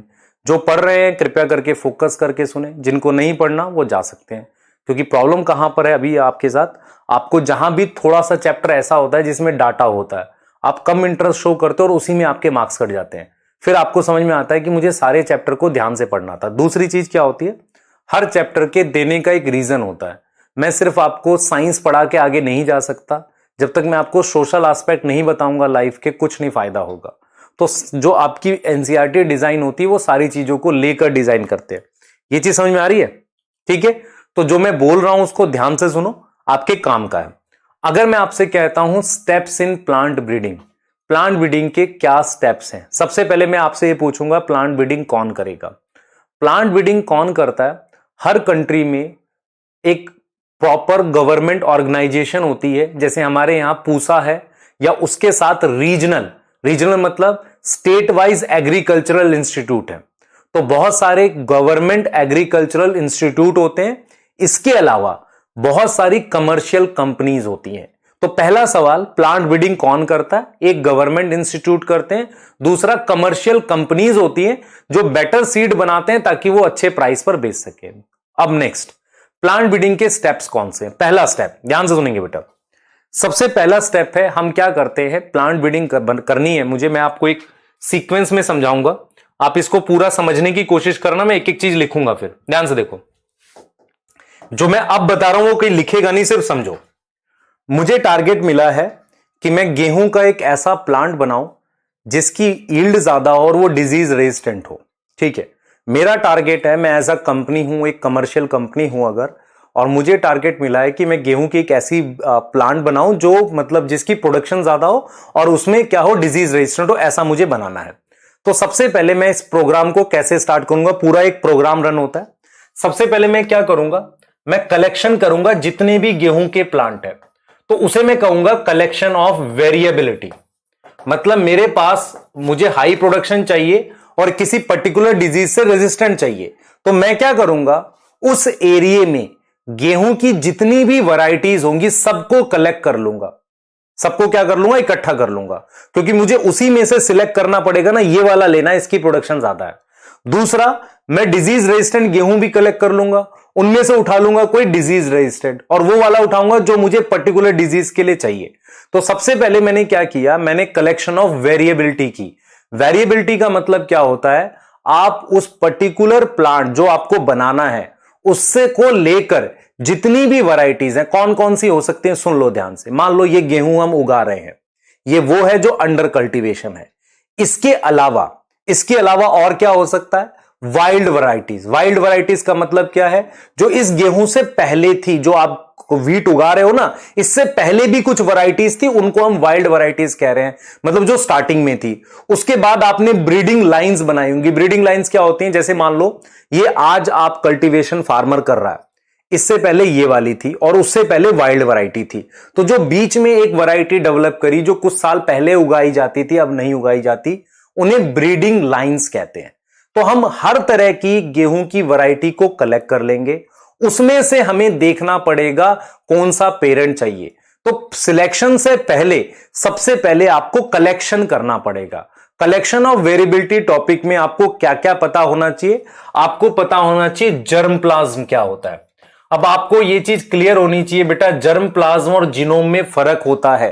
ध्यान से सुन लो आप, जर्म प्लाज्म और जीनोम में फर्क होता है। जीनोम ऑर्गेनिज्म का होता है। मान लो आपके पास एक ऑर्गेनिज्म है, एक गेहूं है जिसमें capital A small A, capital B small B, capital C small C gene है। एक दूसरा गेहूं है जिसमें capital A small A, capital B small B, capital D small D है। ये चीज समझो ध्यान से। तो हम क्या कर रहे हैं बेटा, हम क्या कर रहे हैं, इसको हम कहते हैं कि भाई ये तो ऑर्गेनिज्म प्लांट है, ये क्या प्लांट है, तो इसमें कौन कौन सी जीन है, ये वाली है, ठीक है। तो इसको मैंने क्या बोल दिया, जीनोम बोल दिया। लेकिन जब मैं ये सारे प्लांट ले लूंगा तो मेरे पास अलग अलग टाइप की जीन हो गई। ये जब अलग अलग टाइप की जीन्स हो जाती हैं तो उन्हें मैं क्या नाम दे देता हूं, जर्म प्लाज्म का नाम दे देता हूं। तो जर्म प्लाज्म और जीनोम में क्या फर्क होता है समझ लो। जीनोम होता है haploid set of chromosome, germ plasm का मतलब होता है कि जितने भी तरह की जीन हमारे पास है, जितने भी तरह की मेरे पास क्या है, जीन है जो मैंने अभी कलेक्ट करी है, उसे जर्म प्लाज्म कहते हैं। ऐसे ही मेरे पास एक जीन पूल बनता है। ये तीनों अलग अलग टर्म है बेटा। देखो, एक टर्म है जीनोम। जीनोम का मतलब मान लो ह्यूमन है, उसमें कितने जीनोम है, 2 जीनोम है। जर्म प्लाज्म क्या होता है, मान लो मैंने 10 अलग अलग टाइप के गेहूं के प्लांट ले लिए, तो उनमें कुछ जीन्स अलग अलग होंगी। तो वो जो कलेक्शन बनेगा अलग अलग प्लांट का जिनमें जीन्स हैं अलग अलग कुछ भी, उसे हम जर्म प्लाज्म कहेंगे।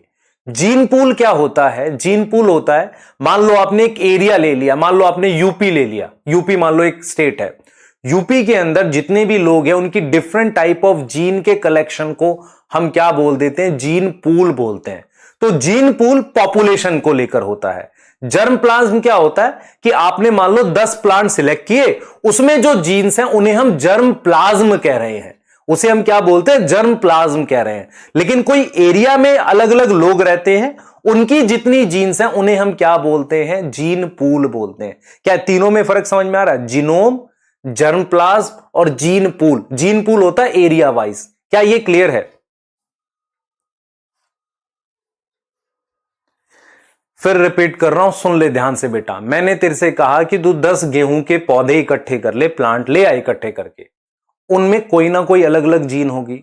तो मैंने क्या किया, डिफरेंट टाइप के प्लांट कलेक्ट किए, उन प्लांट में अलग अलग जीन है, उसे मैं जर्म प्लाज्म कह रहा हूं। लेकिन मैंने तेरे को कहा कोई एक एरिया ले ले, मान ले तूने एक डिस्ट्रिक्ट उठा ली, ठीक है, हिसार नाम से एक डिस्ट्रिक्ट है वो उठा ली।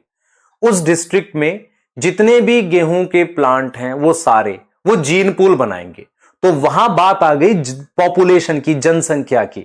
जनसंख्या एरिया वाइज होता है, तो वहां टर्म आती है gene pool. Germ plasm word वो होता है जो मैंने कलेक्ट किया उनका देख रहा हूं। क्लियर है? ये क्लियर है? बता जल्दी से बेटा।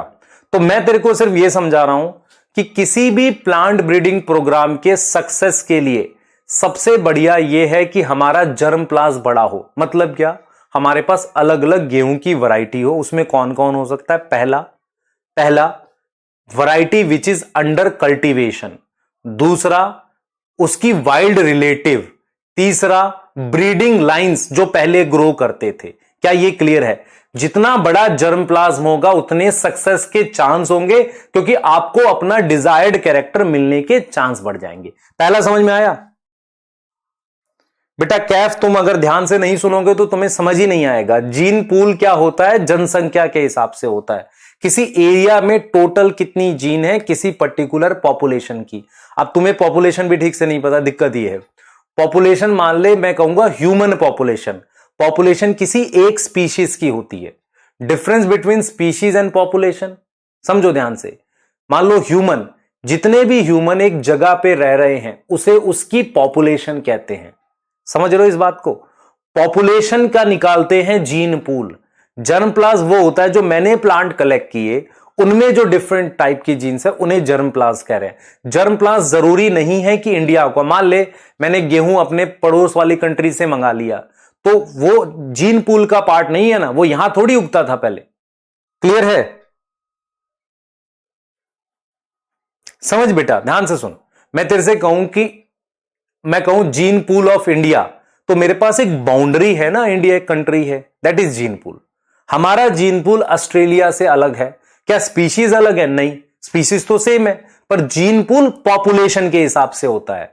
जर्म प्लाज्म हमने जो इंडिविजुअल लिए उनकी जीन्स को कहते हैं, अंडर कंसिडरेशन। समझ लो इस बात को। जैसे मैं आपसे कहता हूं कि इंडिया, ऑस्ट्रेलिया, पाकिस्तान, इनके क्या अलग हैं? जर्म प्लाज्म, जीन पूल अलग है। क्यों? क्योंकि बाउंड्रीज हैं। ठीक है, जब हम जर्म प्लाज्म की बात करते हैं तो मैंने अलग अलग जगह के, हो सकता है गेहूं मैंने यूएसए से मंगाया यार, उनकी वैरायटी में मिलेगी डिजरेशन। ठीक है, समझिए इस चीज को बेटा। ये नोट नहीं करना, मैं लिखवाऊंगा सारा यार, रुक जा, मैं लिखवा रहा हूं सारा, रुक जा। देख मेरी बात समझ। कुछ बच्चे क्या हैं, ये देख, मान ले A B C, small A small B small C, इसे जीनोम कहते हैं। ये वीट है मान ले, ये वीट मैं यूएसए से लाया, ये इंडिया का ही है वीट।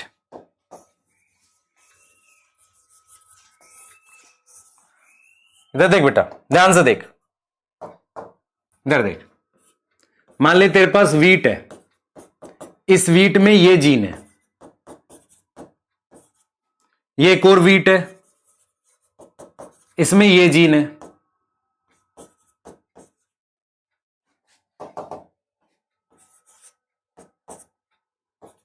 एक और वीट, ये जीन है। अब ये सारे वीट इंडिया के हैं, तो ये एक तरीके से जीन पूल हो गया, मैंने कोई भी गेहूं नहीं छोड़ा। लेकिन मैंने क्या किया, इन दोनों को ले लिया और एक मैं यूएसए से वीट ले आया, उसकी जीन ये है, ये वाली, तो इन दोनों को ले ले, ये ले ले, तो फिर वो जर्म प्लाज्म हो जाता है। जर्म प्लाज्म में बाउंड्रीज इन्वॉल्व नहीं होती है, जीन पूल में बाउंड्रीज इन्वॉल्व हो जाती है। तो इंडिया का हो गया।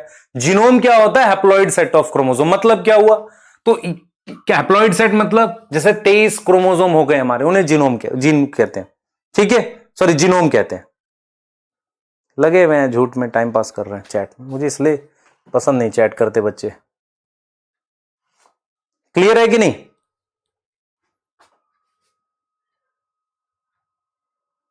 एक लगा हुआ है जीन, पोल नहीं लिखा, पूल लिखा है, नमक्कारो।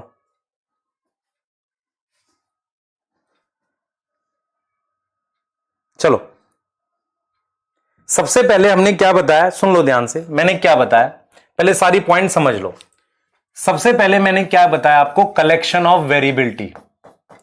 आपने क्या करना है, वेरिएबिलिटी करनी है, तो उसमें आपने क्या सिलेक्ट करना है, आपने जर्म प्लाज्म कलेक्शन करनी है।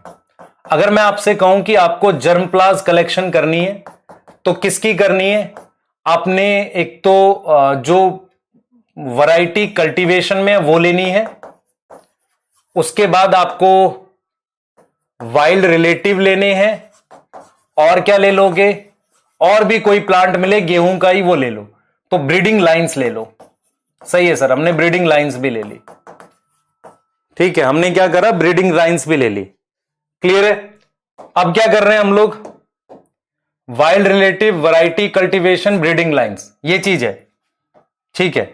उसके बाद हम क्या करेंगे, सुन लो ध्यान से, हमने वेरिएबिलिटी कर ली, हमने जर्म प्लाज्म कलेक्शन कर लिया, हमने वाइल्ड रिलेटिव, वैरायटी कल्टीवेशन, ये सारा ले लिया। अब ये चीज मैंने क्या बोली, जर्म प्लाज्म। मैं आपसे कह रहा हूं कि आपको जर्म प्लाज्म कलेक्शन करनी है, तो जर्म प्लाज्म कलेक्शन का मतलब सिंपल क्या होता है, या तो आप सीड ले लो या प्लांट ले लो, इनमें से कोई भी लेकर अगर आप कल्टीवेट कर रहे हो, मतलब आप लेके आ रहे हो, उसे जर्म प्लाज्म कलेक्शन कहते हैं। तो सबसे पहला क्या है, कलेक्शन ऑफ वेरिएबिलिटी। आप अलग अलग तरह के प्लांट कलेक्ट कर लो, तभी तो क्रॉस कराओगे। ये चीज समझ में आ रहा है? और जरूरत, ध्यान सुनेंगे बेटा, सबसे पहले हो गया कलेक्शन ऑफ वेरिएबिलिटी, अलग अलग टाइप के गेहूं के ही प्लांट कलेक्ट कर लो।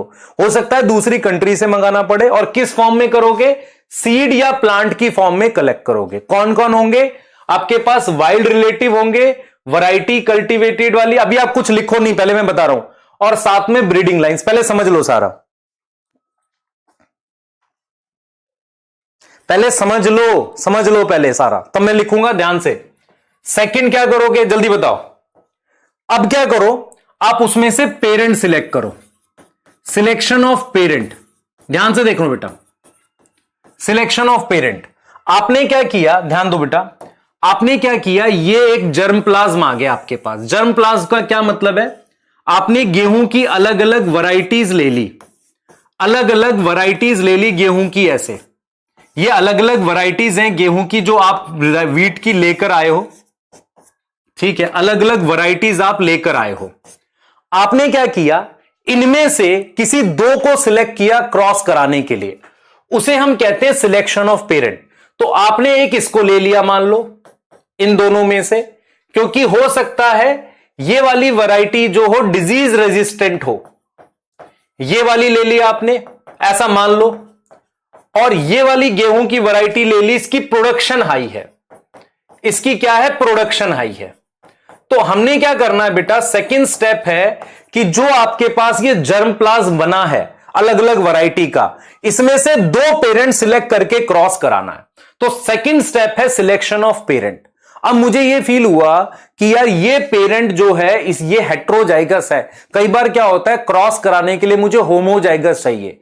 तो एनसीईआरटी ये बोलती है कि पहले क्या करो, आप उस पेरेंट का चुनाव करो, सिलेक्ट करो जो आपको चाहिए। तो मुझे ये दोनों चाहिए थे, मैंने सिलेक्ट कर लिए। जरूरत पड़े तो आप सेल्फिंग करके प्योर लाइन डेवलप करो। प्योर लाइन मतलब होमोजाइगस। आप याद करो लास्ट चैप्टर में हमने पढ़ा था सेल्फिंग से होमोजाइगोसिटी बढ़ती है। हेट्रोजाइगस भी आते हैं लेकिन होमोजाइगस आएंगे कि नहीं। तो आप सेल्फिंग करके प्योर लाइन डेवलप करो अगर जरूरत है। आपको समझ में आ रहा है?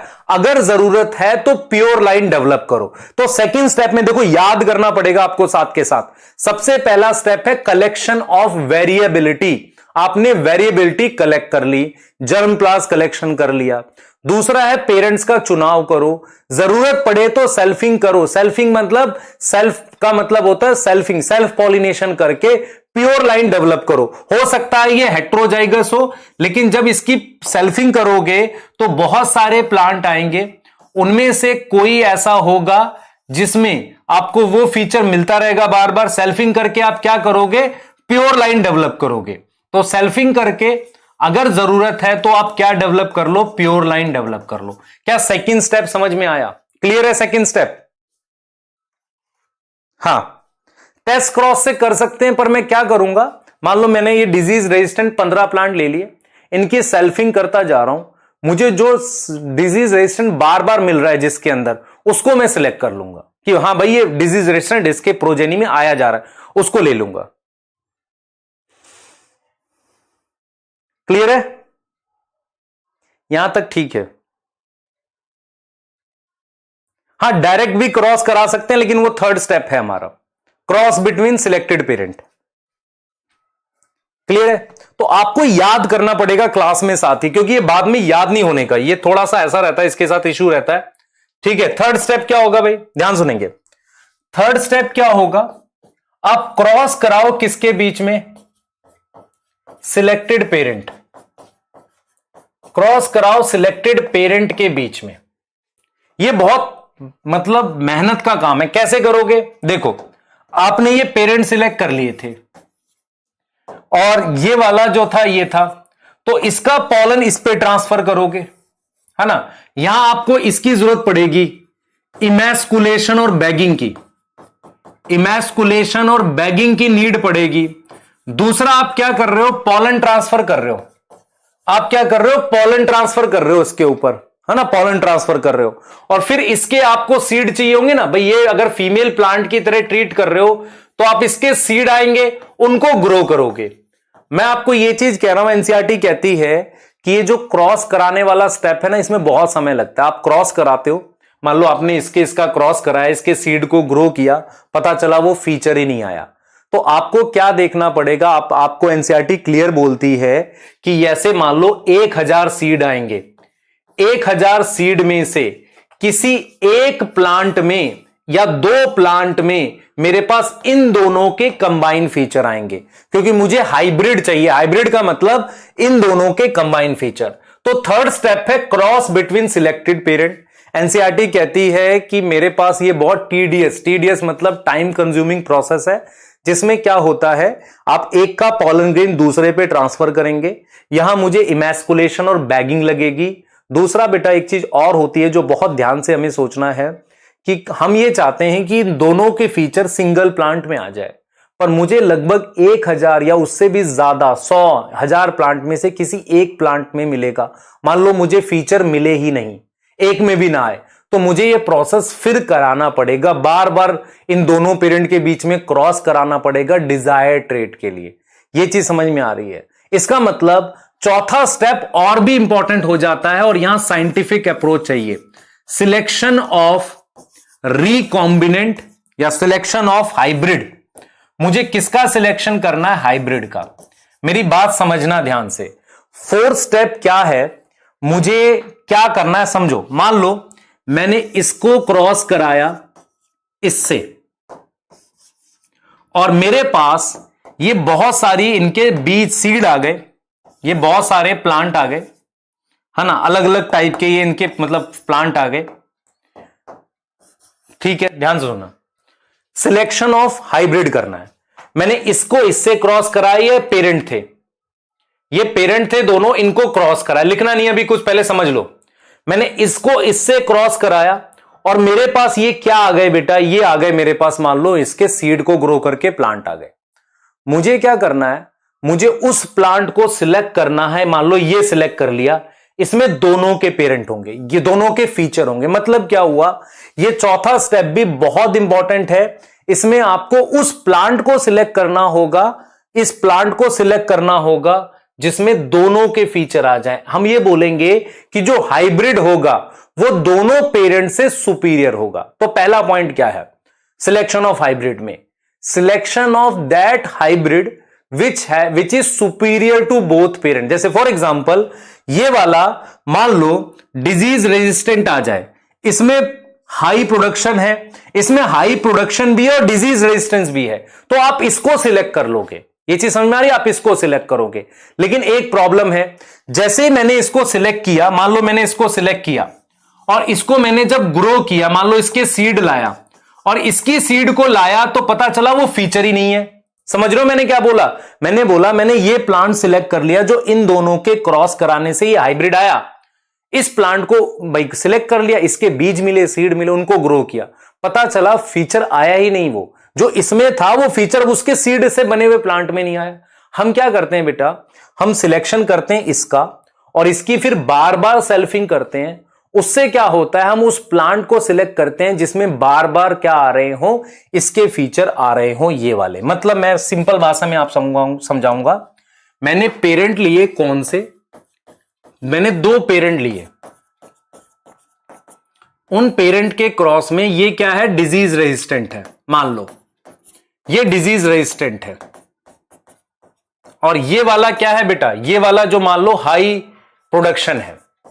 मेरे पास ये अलग अलग प्लांट आ गए, ये सब क्या कहलाएंगे, हाइब्रिड कहलाएंगे। मैंने इसको सिलेक्ट कर लिया जिसमें इसका भी फीचर है, इसका भी फीचर है, मतलब ये प्लांट डिजीज रेजिस्टेंट है और इसमें हाई प्रोडक्शन है। लेकिन अब मैं इसकी क्या करूंगा, सेल्फिंग करूंगा। सेल्फिंग करा तो 40 प्लांट आए, मान लो 40 में से 10 ऐसे हैं जिसमें डिजीज रेजिस्टेंट है, हाई प्रोडक्शन है। उस 10 को फिर से ग्रो करो, फिर से ग्रो करो, तो उस 10 से मान लो आपके पास 100 प्लांट आए, अब 60 में वो फीचर आ रहा है, 40 में नहीं आया, फिर उन 60 को लो, फिर ग्रो करो। तो ऐसे करते करते एक टाइम आएगा कि जो सीड आपको ऐसे मिल जाएंगे जिनके 90% के अंदर वो फीचर आ रहे होंगे जो दोनों के मिला के हैं। इसे कहते हैं कि बार बार सेल्फिंग करके आप क्या करोगे, कैरेक्टर को स्टेबल कर लोगे। तो अभी तक मैंने 4 स्टेप पढ़ाए। पहला, collection of variability, germ class collection करना है, फिर उनमें से पेरेंट सिलेक्ट करने हैं जिनके बीच में क्रॉस कराना है, जरूरत पड़ने पर पेरेंट में प्योर लाइन बनानी है। तीसरा है क्रॉस, है ना, और उसमें पॉलन ट्रांसफर करते हैं, बहुत टाइम लगता है, कई बार आता ही नहीं है डिजायर्ड ट्रेट, वो टाइम लगता है। फोर्थ हमारे पास क्या है बेटा, फोर्थ क्या है कि जो क्रॉस से रिजल्ट आया है वो सिलेक्ट करो जिसमें दोनों के फीचर हैं, और इस सिलेक्टेड वाले को बार बार ग्रो करो ताकि स्टेबल हो जाए। जैसे फॉर एग्जांपल मेरे पास मान लो इन दोनों के क्रॉस में से 100 में से 10 प्लांट में आए, मैंने इन्हीं 10 प्लांट को सिलेक्ट कर लिया, इनको ग्रो किया, इनके सीड लिए। अब मान लो मेरे पास 1000 सीड आए, उसमें से 600 सीड में वो फीचर है, 400 को रिजेक्ट कर दो, उन 600 को लो ग्रो करो। अब 6000 प्लांट आए, उसमें से 80% में फीचर आ गए, फिर उनको लो जिनमें फीचर आए, ग्रो करो। ऐसे करते करते generation wise generation character stable हो जाएगा जो आपको चाहिए। इससे आपके पास वो हाइब्रिड वैरायटी आ जाएगी जो आपको चाहिए। क्लियर है बेटा? एक वैरायटी डेवलप करने में 8 से 10 साल तक लग जाता है, टाइम लगता है, इसीलिए वैरायटीज धीरे धीरे आती है।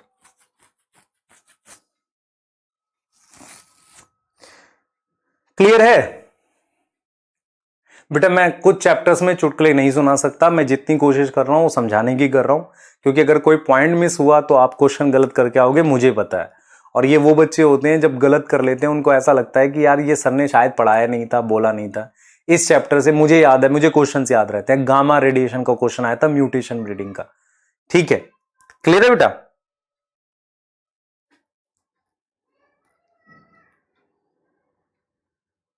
क्लियर? 4 स्टेप बताए आपको, पहले समझ लो, मैं लिखूंगा तो आपको समझ में आएगा। फिर 5वां स्टेप मैं शॉर्ट में लिखूंगा सारा, इसलिए इजी हो जाएगा आपका। 5वां स्टेप, टेस्टिंग कर दो। टेस्टिंग कैसे करोगे मुझे बताओ, मुझे बताओ जरा। हाँ, ठीक है। बेटा क्या हो रहा है मेरे को पता है एक्चुअल में। हाँ क्लियर, अब सुनो मैं जो बोल रहा हूं आपको। अब हम क्या करेंगे, टेस्टिंग करेंगे। टेस्टिंग कैसे करते हैं सुनना, ध्यान से सुनना, इंपॉर्टेंट चीज है। अब मैं आपसे पूछूं कि आज आप कोई डिग्री कंप्लीट करते हो, डिग्री कंप्लीट करते ही आपको जब जॉब मिलती है तो पहले ट्रेनिंग कराई जाती है। ट्रेनिंग इसलिए कराते हैं कि जो आपने क्लास में पढ़ा और जो आपको जॉब में होगा दोनों में डिफरेंस है। जैसे एमबीबीएस में आखिरी साल में कंपलसरी ट्रेनिंग होती है, वैसे ही उसके बाद फिर हॉस्पिटल में आप जा पाते हो ठीक से। तो वही चीज मैं आपको ये बता रहा हूं, इंटर्नशिप कहते हैं जिसे। ऐसे ही क्या होता है, अब आपने हाइब्रिड तैयार कर ला, इसकी ट्रेनिंग करानी है। ट्रेनिंग कैसे कराएंगे सुनना ध्यान से। मैं क्या करूंगा, इसको एक फील्ड बनाऊंगा, रिसर्च फील्ड होगी। उस फील्ड में इसकी सबसे पहले मैंने किस लिए बनाया है, इसको प्रोडक्शन, हाई प्रोडक्शन के लिए बनाया। तो मैं कहूं कि इसकी प्रोडक्शन मुझे चेक करनी, कैसे करूंगा ये सुनना ध्यान से। मैं इसको, हमने रिसर्च एरिया जो होता है वहां एक फील्ड बनाई होती है, वहां पर इसको सब कुछ आइडियल दूंगा। आइडियल कैसे दूंगा, इस हाइब्रिड वैरायटी को मैं आइडियल इरिगेशन दूंगा। आइडियल इरिगेशन क्या होता है बेटा, सुन ले ध्यान से, क्लियर है। आइडियल इरिगेशन समझ में आता है, इरिगेशन आइडियल, आइडियल इरिगेशन जो होता है वो होता है बेटा, ध्यान से सुनना इस बात को, हम आइडियल इरिगेशन करेंगे। इरिगेशन का मतलब क्या हुआ, सिंचाई। आइडियल सिंचाई दो, जितना चाहिए इसको पानी वो दो, जितने फर्टिलाइजर चाहिए वो दो, जो भी चीजें इसे चाहिए वो देखो, देने के बाद इसकी प्रोडक्शन नोट करो। समझ में आया। देखो भाई मैंने ये क्यों बनाई है, ताकि प्रोडक्शन हाई हो, डिजीज रेजिस्टेंट हो। तो मैं वो कंडीशंस देकर, एक तो इसको कंडीशन कौन सी दूंगा, सब कुछ आइडियल देकर इसकी प्रोडक्शन चेक करूंगा। तो मैंने कहा ठीक है भाई, ये वो वैरायटी है, मैंने इसको सब कुछ आइडियल दिया और मैंने इसकी प्रोडक्शन चेक करी, तो मेरे हिसाब से वो प्रोडक्शन आ रही है। मतलब मेरे पास छोटा एरिया लिया था, मैंने कहा कि ठीक है ये 10 टन पर हेक्टेयर आ गई प्रोडक्शन। मैंने कहा बढ़िया। तो ये मैंने क्या किया, आइडियल देके चेक किया। अब मैं क्या करूंगा, मैं इसको चेक करूंगा बेटा एग्रोनॉमिक जोन में। एग्रोनॉमिक जोन क्या होता है सुनना ध्यान से। हमारी कंट्री जो है उसमें अलग अलग तरह का क्लाइमेट है और मिट्टी है। मिट्टी कहीं पर काली मिट्टी है, कहीं पर अलग तरह की मिट्टी, अलग अलग तरह की मिट्टी वो मतलब वो होती है ना, सॉइल होती है, वो है। मैं क्या करूंगा, अपनी रिसर्च फील्ड को अलग अलग टाइप की सॉइल के हिसाब से, क्लाइमेट के हिसाब से जोन्स में डिवाइड करता हूं। उसे कहते हैं एग्रो क्लाइमेटिक जोन। मैंने रिसर्च में ही बना रखी होती है। फिर इस प्लांट को वहां उगा के चेक करता हूं। समझ में आ रहा है, वहां ग्रो करके चेक करूंगा कि हां इसकी क्या प्रोडक्शन आ रही है। मतलब मान लो जो ब्लैक सॉइल है उसमें कितनी आ रही है, तो अलग अलग कंडीशंस देकर इसको वहां चेक करूंगा क्या प्रोडक्शन आ रही है। तीसरा क्या करूंगा, कुछ सिलेक्टेड फार्मर्स होते हैं, उनको ये हाइब्रिड पहले दे देते हैं। वो 3 सीजन तक ग्रो करते हैं और एवरेज निकाल के बताते हैं ये प्रोडक्शन आ रही है। 3 सीजन तक ग्रो किया और उन्होंने बताया कि हमारी फील्ड में लगभग 8 टन पर हेक्टेयर तक प्रोडक्शन आ रही है इस नई वैरायटी की। हमने कहा बढ़िया, 8 टन आ रही है। अब सुनो मेरी बात, असली कहानी।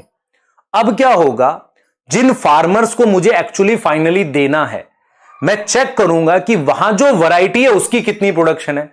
मान लो आपकी वैरायटी की जो प्रोडक्शन है, 3 साल तक आपने फार्मर के फील्ड में चेक किया, 3 साल में एक एवरेज वैल्यू आ जाएगी। हमने कहा 8 टन, ये आइडियल पे थी, 8 टन आ गई, पर हेक्टेयर आ गई, बढ़िया प्रोडक्शन है। लेकिन जो फार्मर पहले से उगा रहा है, अगर उसकी 7.5 टन है पहले से, तो वो आपकी वैरायटी क्यों लेगा। जो वैरायटी आप लेकर जाओगे उसके पास, कहोगे लो भाई ये हाइब्रिड वैरायटी, इसमें डिजीज नहीं लगेगी, इसकी 8 टन है। फार्मर कहेगा 7.5 टन तो डिजीज के साथ थी हमारी, तो तुम्हारे कंटाप और मारेगा, कहेगा क्या लेके आया भाई, ये क्यों लेके आया। समझ में आ रहा है। तो पहला फार्मर तभी लेगा जब डिफरेंस होगा। आप समझो ध्यान से, जब अगर डिफरेंस नहीं होगा तो लेगा नहीं उस वैरायटी को, ठीक है। फिर क्या करेंगे, हमने कहा ठीक है कि अच्छा फार्मर की मान लो 5 टन थी, हमने 3 टन का डिफरेंस देखा, फार्मर रेडी है लेने के लिए। फिर उसका नाम रखा जाता है वैरायटी का, और नाम ऐसा रखा जाता है जो इंडियन हो। जया, रत्ना, कल्याण, सोनालिका, ऐसे नाम रखते हैं। क्यों रखते हैं ऐसे नाम, समझ लो ध्यान से बेटा। क्यों नाम रखते हैं, ताकि फार्मर को ऐसा ना लगे कोई विदेशी चीज आ गई है। आप समझ रहे हो मेरी बात। तो रिवर्स के नाम पे रखते थे, पद्मा और मान लो गंगा, ऐसे नाम रख देते थे, रिवर्स के नाम पे रख देते थे। या मतलब ऐसे लोकल नाम रखते थे ताकि फार्मर को अच्छा लगे, ये कुछ देसी, कुछ हमारा काम का आया है। तो ऐसे करके कुछ फार्मर्स को दे देते हैं। जब उनकी प्रोडक्शन बढ़ती है तो आस पड़ोस वाले पूछते हैं क्या उगाया भाई तूने, तो फिर सब वही खरीद के लाते हैं। ऐसे चलता है।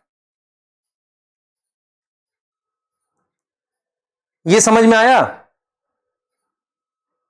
समझ में आ रहा है पूरा? टेस्टिंग कैसे होती है? टेस्टिंग होती है सबसे पहले किस चीज में? आइडियल इरिगेशन में। उसके बाद किस में करते हैं? एग्रो क्लाइमेटिक जोन में भी करते हैं। उसके बाद 3 साल तक फार्मर की फील्ड में करते हैं। उसके बाद उसको एक नाम देते हैं और दूसरा बेटा एक पैकेट होता है, उस पैकेट पे क्या छपा रहता है? उस प्लांट की फोटो और फ्लावर किस कलर के आएंगे ये छपा रहता है। क्लियर है कि नहीं?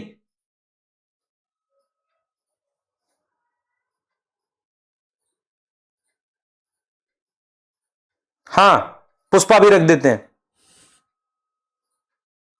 समझ में आ रहा है बेटा? आप खुद सोचो, फार्मर क्यों लेगा अगर उसकी पुरानी प्रोडक्शन से ज्यादा नहीं होगी? समझ रहे हो? तो प्रोडक्शन हाई होनी चाहिए।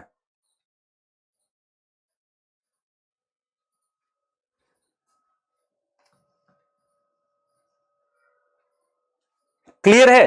तो हम बेसिकली एक इंप्रूव हाइब्रिड वैरायटी बना रहे हैं जिसके सारे स्टेप्स हैं। मैं एक एक करके स्टेप्स लिख रहा हूं, यहां से आप लिख सकते हो। कलेक्शन ऑफ वेरिएबिलिटी का मतलब क्या होता है बेटा?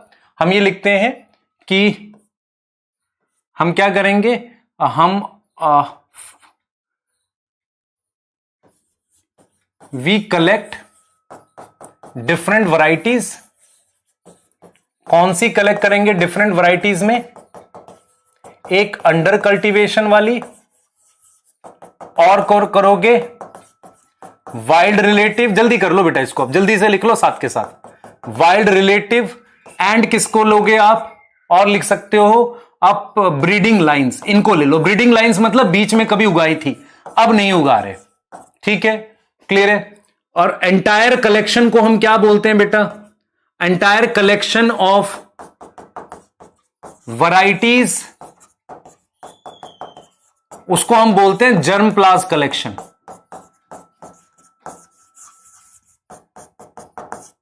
जर्म प्लाज कलेक्शन बोलते हैं।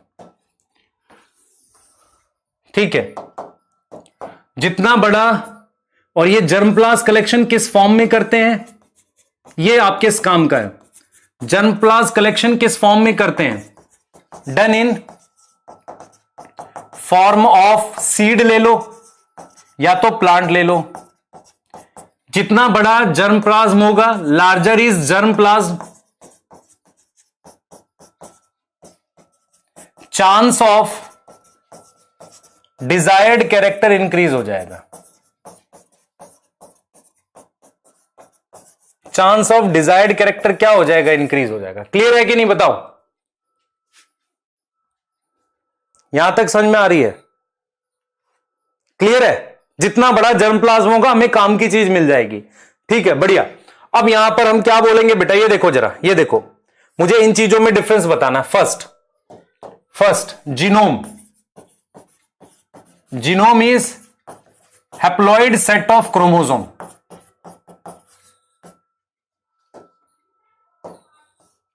Set of chromosome. ठीक है, एक सेकंड दो।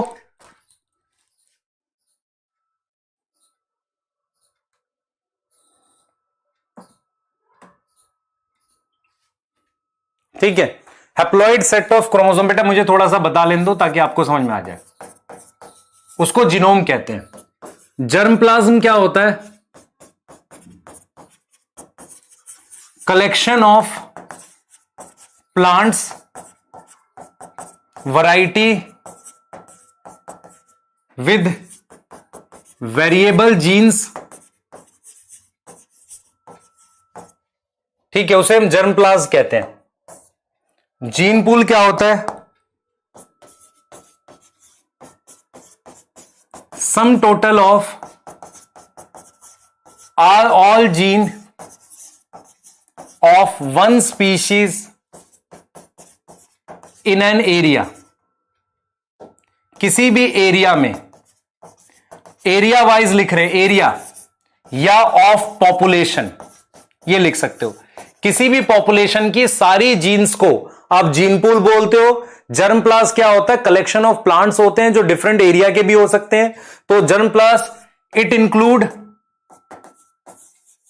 Same area and different also. यह चीज हमने याद रखनी है। पहला स्टेप हमने बात कर ली। सेकेंड स्टेप आ जाओ बेटा। सेकेंड स्टेप में क्या करेंगे? Evaluation and selection of parent. तो हम क्या करेंगे, सुन लो ध्यान से। आपके पास आपने क्या किया? फ्रॉम जर्म प्लाज्म आप क्या करोगे? जर्म प्लाज्म क्या है? वैरायटीज हैं बेसिकली। आप क्या करोगे? Parent with desired trait select कर लोगे। क्या डिजायर्ड ट्रेट हो सकता है? एक हाई प्रोडक्शन, दूसरा हो सकता है डिजीज रेजिस्टेंस। दूसरा होगा डिजीज रेजिस्टेंस। हाई प्रोडक्शन और डिजीज रेजिस्टेंस दो हो सकता है। यहां पे दो चीजें हो सकती हैं, देख लो। पेरेंट विद डिजायर्ड ट्रेट को हमने क्या कर लिया? सिलेक्ट कर लिया। ठीक है, अब क्या होगा बेटा? अब हम क्या करेंगे? हमने उनको सिलेक्ट कर लिया, ठीक है। हम ये देखेंगे if require then pure line मतलब homozygous, pure line is develop. सिर्फ इतना सा पॉइंट याद करना है किसमें? Evaluation and selection of parent. जिन बच्चों को डाउट हो, मैं वही पढ़ा रहा हूं जो एनसीईआरटी में, मैं अलग नहीं पढ़ाता कभी भी। जर्म प्लास्ट को इवेल्युएट किया, plant with desired combination of character, मतलब जो भी चीज मुझे मिलेगा, प्योर लाइन क्रिएट करेंगे जब भी जरूरत हो, यह लिखा हुआ है। इवेल्युएशन कर ली हमने, क्रॉस हाइब्रिडाइजेशन। तो हम क्या कराएंगे? A cross is made between selected plant. उसके लिए हम क्या करेंगे? पॉलन ट्रांसफर करेंगे।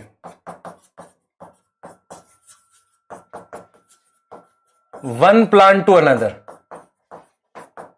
एक से दूसरे पे पॉलन ट्रांसफर करेंगे। ठीक है, यह बहुत ही टाइम कंज्यूमिंग प्रोसेस है,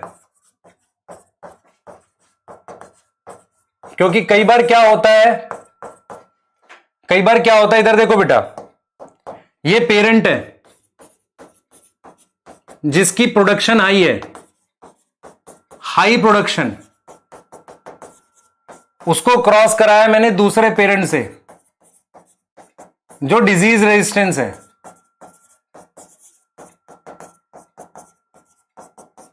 उससे मेरे पास क्या आ गया? तो एक पेरेंट है जिसकी हाई प्रोडक्शन है और एक पेरेंट है जिसकी डिजीज रेजिस्टेंस है। ठीक है, क्लियर है? ये पेरेंट हो गए दोनों। अब यहां से मेरे पास क्या आ गया? मेरे पास आ गया हाइब्रिड। अब इस हाइब्रिड में फीचर होने चाहिए दोनों के, फीचर ऑफ बोथ ये होना चाहिए। तो होता क्या है? ओनली आउट ऑफ 1 in 100 और 1000 हैव दैट फीचर। अगर नहीं मिलेगा फीचर हाइब्रिड में तो हमें क्रॉस रिपीट करना पड़ेगा। We need to repeat cross. मैं ये पढ़ा चुका हूं, सिर्फ लिख रहा हूं। Repeat cross if hybrid not have feature of both parent. अगर दोनों पेरेंट के फीचर नहीं है तो मुझे क्रॉस को रिपीट करना पड़ेगा। क्या यहां तक समझ में आ रही है? जल्दी बताओ, यहां तक क्लियर है?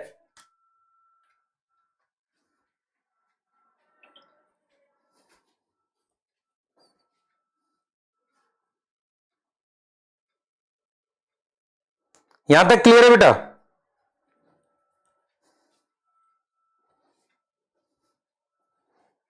क्लियर? आगे की बात करते हैं।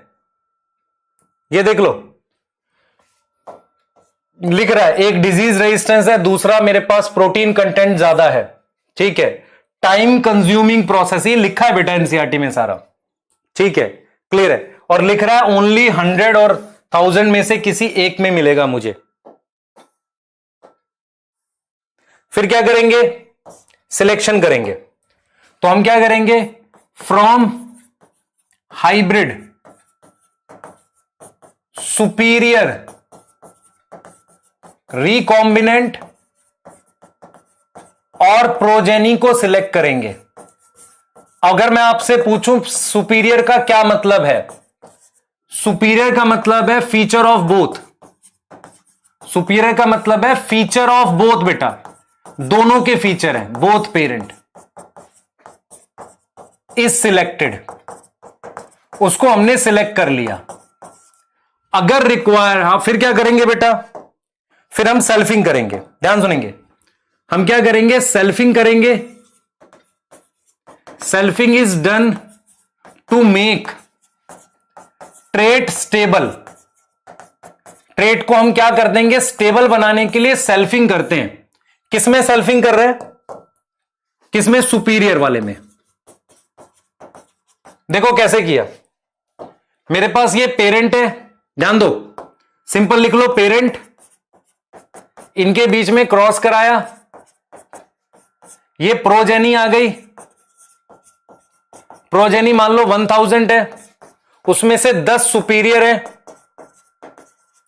इनको सिलेक्ट किया और ग्रो किया और सेल्फिंग करते रहे, उससे ट्रेट स्टेबल हो गई।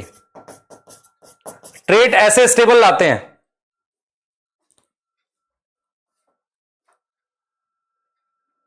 क्लियर है, क्लियर, हां यहां तक समझ में आ गई। ट्रेट ऐसे स्टेबल लाते हैं।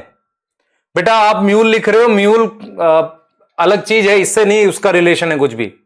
अब हम क्या करेंगे, टेस्टिंग करेंगे। टेस्टिंग कैसे करेंगे,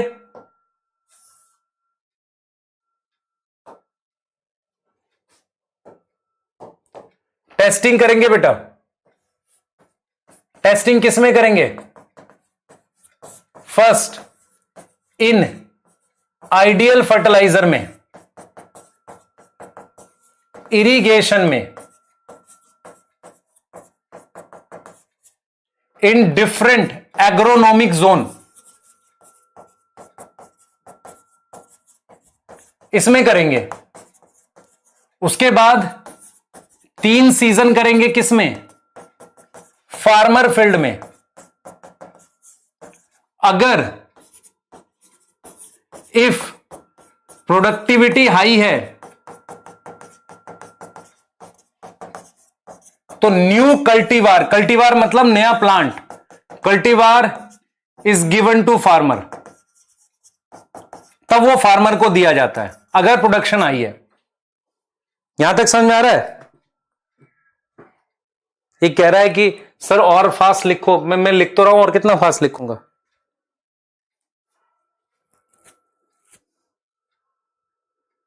लिख लो बेटा, साथ के साथ लिखना है तुम्हें, ये तो पढ़ा दिया ना टॉपिक, साथ के साथ लिखना ही तो है तुम्हें। क्लियर है,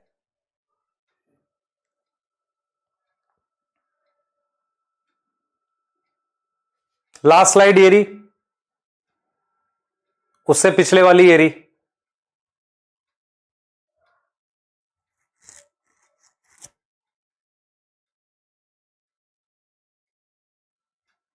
ये रही एक स्लाइड,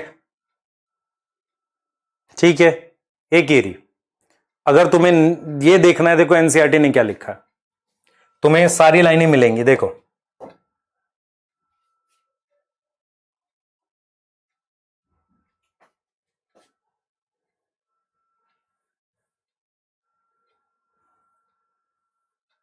देखो टेस्टिंग कैसे कर रहे हैं, देख रहे हो, हम ईल्ड के लिए चेक कर रहे हैं, एग्रोनॉमिक कंडीशन के लिए चेक कर रहे हैं। कहां करेंगे, रिसर्च फील्ड में, है ना। आइडियल लिखा है, ये देखो आइडियल लिखा है, इरिगेशन सब कुछ देंगे, ठीक है। उसके बाद किस में करेंगे, फार्मर फील्ड में। कितने टाइम तक, 3 ग्रोइंग सीजन तक, several location representing all agro climatic zone, अलग अलग जगह के फार्मर्स को भी देंगे, ठीक है। और फिर उसको देंगे, और ये देख रहे हो, the material is evaluated in comparison to the best available local crop. ये वाली बात समझ में आ रही है।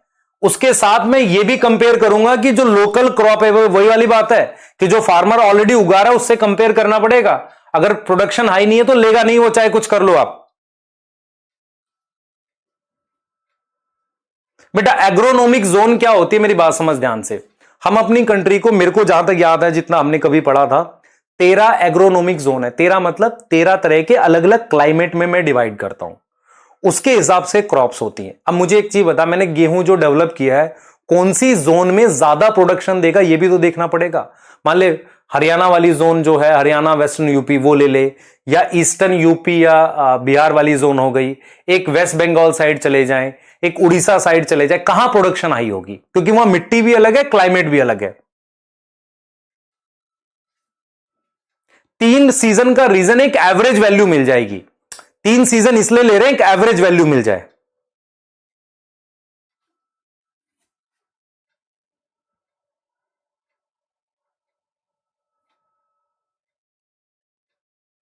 क्लियर है? देखो 3 सीजन मुझे फार्मर की फील्ड में करना है, और वो भी किस में करना है? डिफरेंट डिफरेंट जोन में। मतलब मैंने कुछ फार्मर से बात कर रखी है, नॉर्थ इंडिया में, कुछ साउथ में, डिफरेंट एग्रोनॉमिक जोन में। हाँ, बोल तो रहा हूं अभिषेक मिश्रा, 3 रीजन का सीजन का रीजन है, मुझे एवरेज वैल्यू चाहिए। ठीक है? हाँ, हर मतलब जोन हमने ऐसा फिजिकली लाइनें नहीं बना रखी हैं, जोन डिवाइड कर रखे हैं, कहां पर चेक करना है। आप खुद समझो, एनसीईआरटी क्लियर लिख रही है कि ऑलरेडी जो उगा रहे हैं लोकल क्रॉप, उससे कंपेयर करो, नहीं तो लेगा नहीं फार्मर, मैं कंफर्म बता रहा हूं। दूसरा, आप एक चीज और समझो, जो वो पैकेट होता है ना, पैकेट, उस पैकेट पे क्या क्या लिखा रहता है? उस पे लिखा रहता है डेट ऑफ पैकिंग, वो सीड को कब पैक किया गया है। क्योंकि मुझे पता है कि मान लो 15 साल पुराना पैकेट होगा तो कम जर्मिनेशन होगी। परसेंटेज ऑफ जर्मिनेशन लिखा रहता है उस पैकेट पे, उसके साथ लिखा रहता है कलर ऑफ फ्लावर, जब फ्लावर आएंगे तो किस कलर के आएंगे, और लिखा रहता है वो, मतलब टाइम पीरियड लिखा रहता है, कितने पीरियड में हार्वेस्ट हो जाएगा, मतलब 30 दिन, 2 महीने, कितने पीरियड में हार्वेस्ट मतलब उग जाएगा, ये पूरा टाइम लिखा रहता है। क्लियर है? मेरी बात समझो ध्यान से।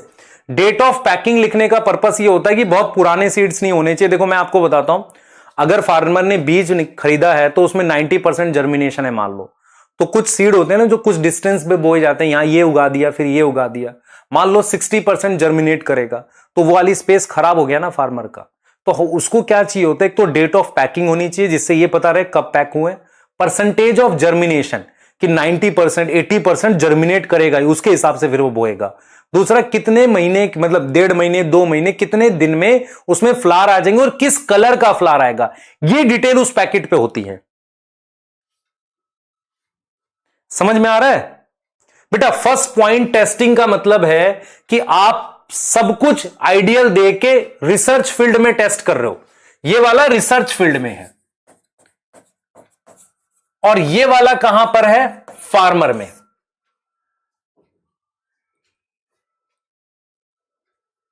क्लियर है बेटा? तो आपको ये समझ में आना चाहिए कैसे कर रहे हैं। कल ही इसको कंप्लीट करेंगे, यहां से आगे कल पढ़ेंगे, क्योंकि लाइव में मैं करा नहीं पा रहा हूं इसको ज्यादा आपको, तो मैं इसको कल ही कराऊंगा। ठीक है? हाँ, यहां से कल करेंगे इसको। ठीक है बेटा, चलो बाय।